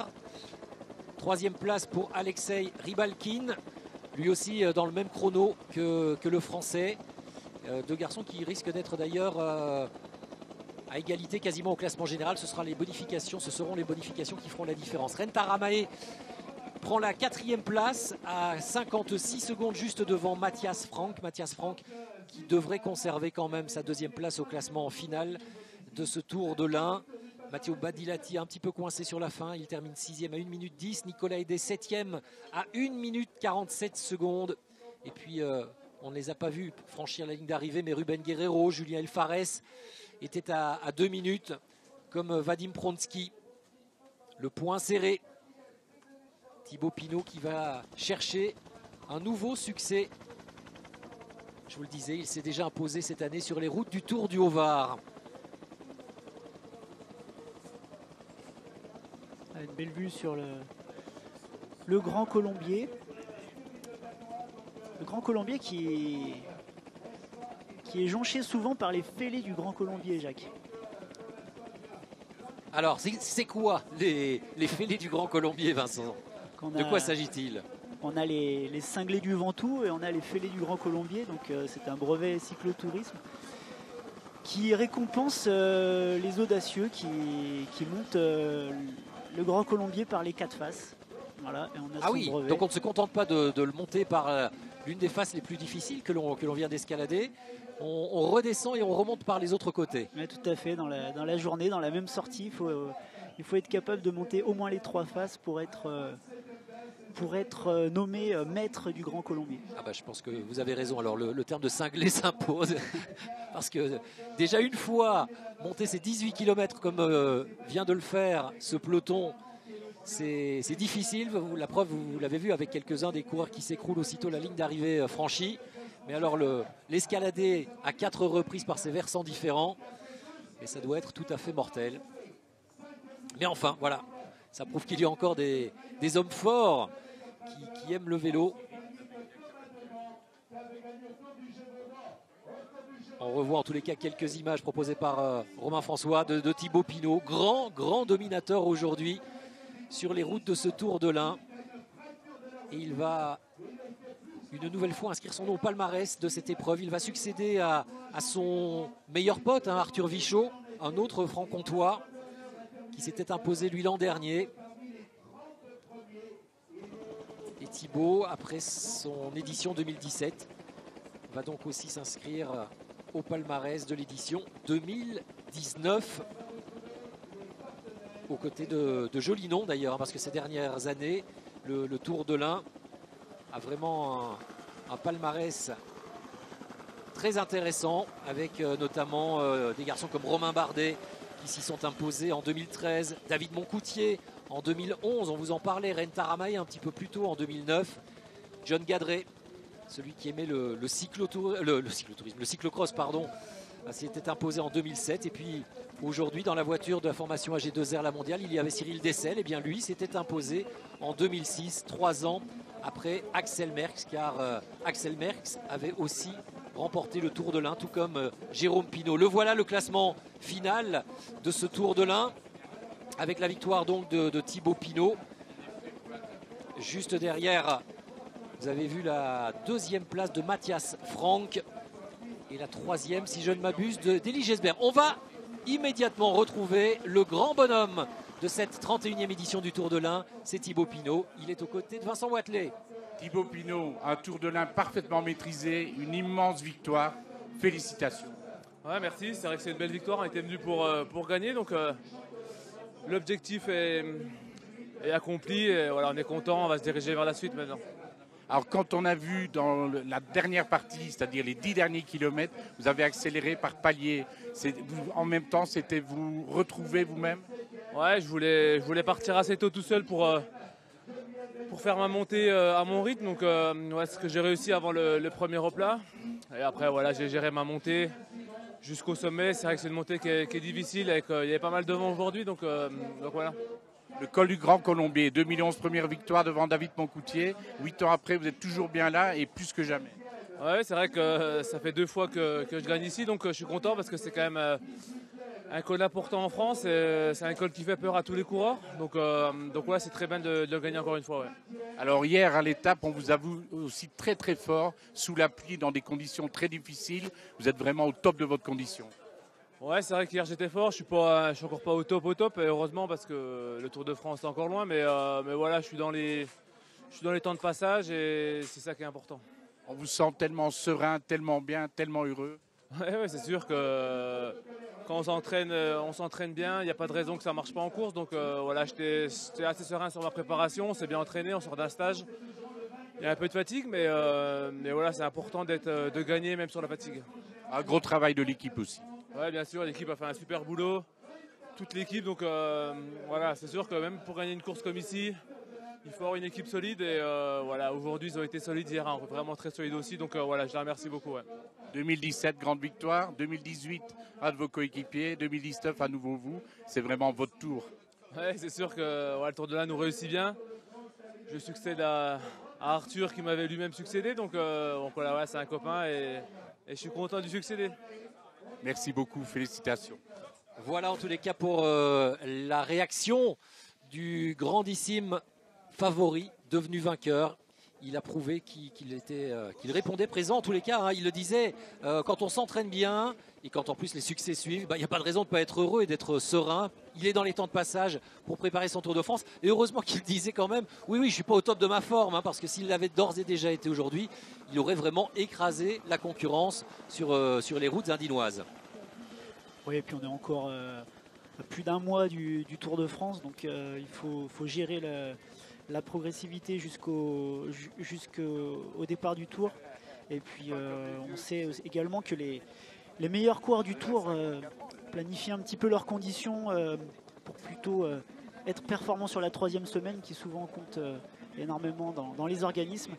Donc c'est vrai qu'il faut éviter d'être au pic de sa forme à ce moment-là de la planification. Alors justement, Vincent, vous qui êtes parmi les références des entraîneurs français, les pics de forme, est-ce que l'on peut atteindre un pic de forme aujourd'hui, un autre sur les routes du Critérium du Dauphiné et être à nouveau au top de sa forme sur les routes du Tour de France et notamment dans cette fameuse 3e semaine, ou est-ce qu'il faut quand même avoir une progression beaucoup plus linéaire? Non, en général, on ne planifie pas de pic de forme pour le Dauphiné. On est plutôt sur une phase ascendante et on va prendre des marques pour prendre des repères et voir si on est dans les clous. Mais voilà, on peut pas espérer être au pic de sa forme à ce moment-là de la saison, ni même sur le Dauphiné, et espérer briller après sur le Tour de France. Ce serait trop périlleux d'engager sa condition aussi longtemps. On vous remontre ce classement général final, hein, avec la victoire, comme on l'a dit, et répétée maintenant, de Thibaut Pinot, devant Matthias Franck. C'est Ren Taramay, hein, qui est allé chercher finalement pour 7 petites secondes la 3e marche du podium. Elie Gesbert devra se contenter de la 4e. Enfin, il est encore tout jeune, le coureur français. Et on est certain de voir le coureur de la formation Arkea Samsic prochainement sur les premières places également. Taramay à l'image. Ah, il aurait aimé, l'Estonien évidemment, renouer avec le succès, mais aujourd'hui face à un Thibaut Pinot comme ça, il n'y avait absolument rien à faire. Alexei Rybalkin termine 5e avec 2 coureurs de la formation Gazprom qui parviennent quand même à se positionner aux 5e et 6e places. Rybalkin et Artem Nich, hein, l'un des animateurs de l'étape d'hier. La 7e place pour Vadim Pronsky. La 8e pour Julien Simon au classement final. Julien qui a fait une très belle montée. Tout à l'heure, je vous disais qu'il était plus puncher que grimpeur, mais aujourd'hui, il est parvenu à vraiment très bien limiter la casse. Il termine 8e du général devant Javier Moreno et Nicolas Hédé, le coéquipier de Julien Simon dans la formation Cofidis, qui termine ou qui complète le top 10. Le moment où Quentin Paché avait porté l'estocade dans ce groupe des 6 qui s'était été lancé dès le début de journée et qui commençait à un petit peu moins bien s'entendre.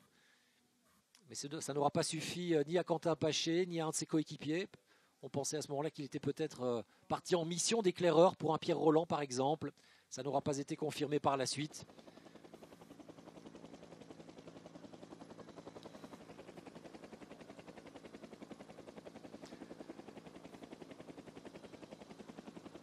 Voilà, vous voyez que S'il y a un coin de ciel bleu quand même aujourd'hui, heureusement par rapport aux conditions météorologiques que l'on avait rencontrées hier dans ce col de la Faucille, inondé sous des trompes d'eau.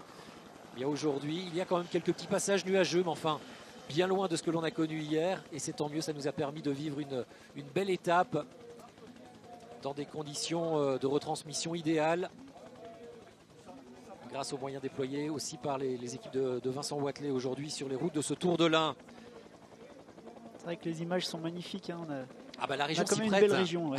C'est sûr que l'Ain vaut le détour. Oh, bravo. C'est certainement pas vous qui me démentirez. Bravo pour le jeu de mots.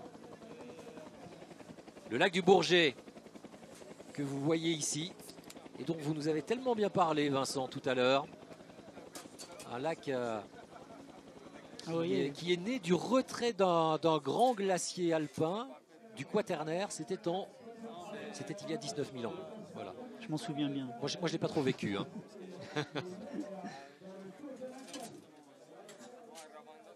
Le lac du Bourget qui est souvent un tour prisé par les cyclistes du coin. Un petit tour d'entraînement qu'on peut faire.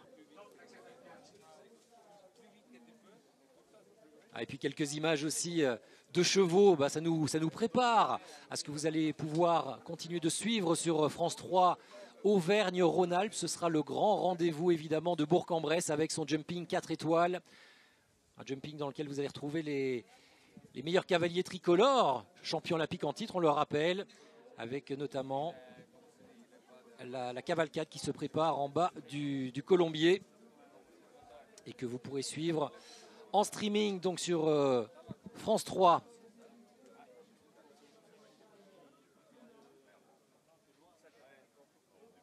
On attend le podium maintenant avec vraisemblablement Thibaut Pinot. Je ne sais pas si on aura l'occasion de le voir sur la plus haute marche ou si on aura dû rendre l'antenne.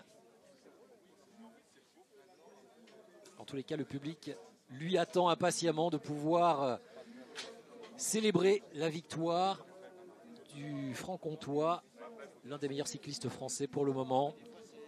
Un de ceux qui marquent en tous les cas le début de la saison, comme on le rappelle, Julien Alaphilippe notamment. Et puis on aura à cœur de voir si Romain Bardet, le leader de la formation AG2R La Mondiale, lui aussi pourra se mettre en évidence dans les semaines qui viennent du côté du Critérium du Dauphiné, puis du Tour de France, que vous pourrez vivre évidemment sur les antennes de France Télévisions à partir du 5 juillet prochain. Départ donné à Bruxelles pour célébrer les 50 années de la première victoire d'Eddy Merckx en 1969.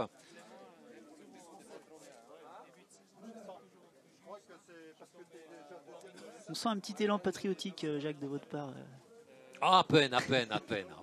Qui n'aime pas Eddy Merckx quand même? Il a tellement marqué le cyclisme dans les années 70. Grand champion évidemment, au même titre que des Jacques Anquetil, que des Bernard Hinault, bien sûr. Mais c'est bien, on a une très très belle génération de coureurs français. La relève est là et il faut la savourer. C'est vrai qu'il y a bien sûr ceux dont on parle avec Thibaut Pinot, et puis il y a les plus jeunes qui arrivent derrière, avec notamment Vincent Cosnefroy, que vous connaissez bien aussi. Benoît Cosnefroy. Benoît, pardon. On attend de voir effectivement s'il sera aligné sur le Tour de France, mais il a fait un début de saison remarquable sur les classiques ardennaises. Le champion du monde Espoir 2017.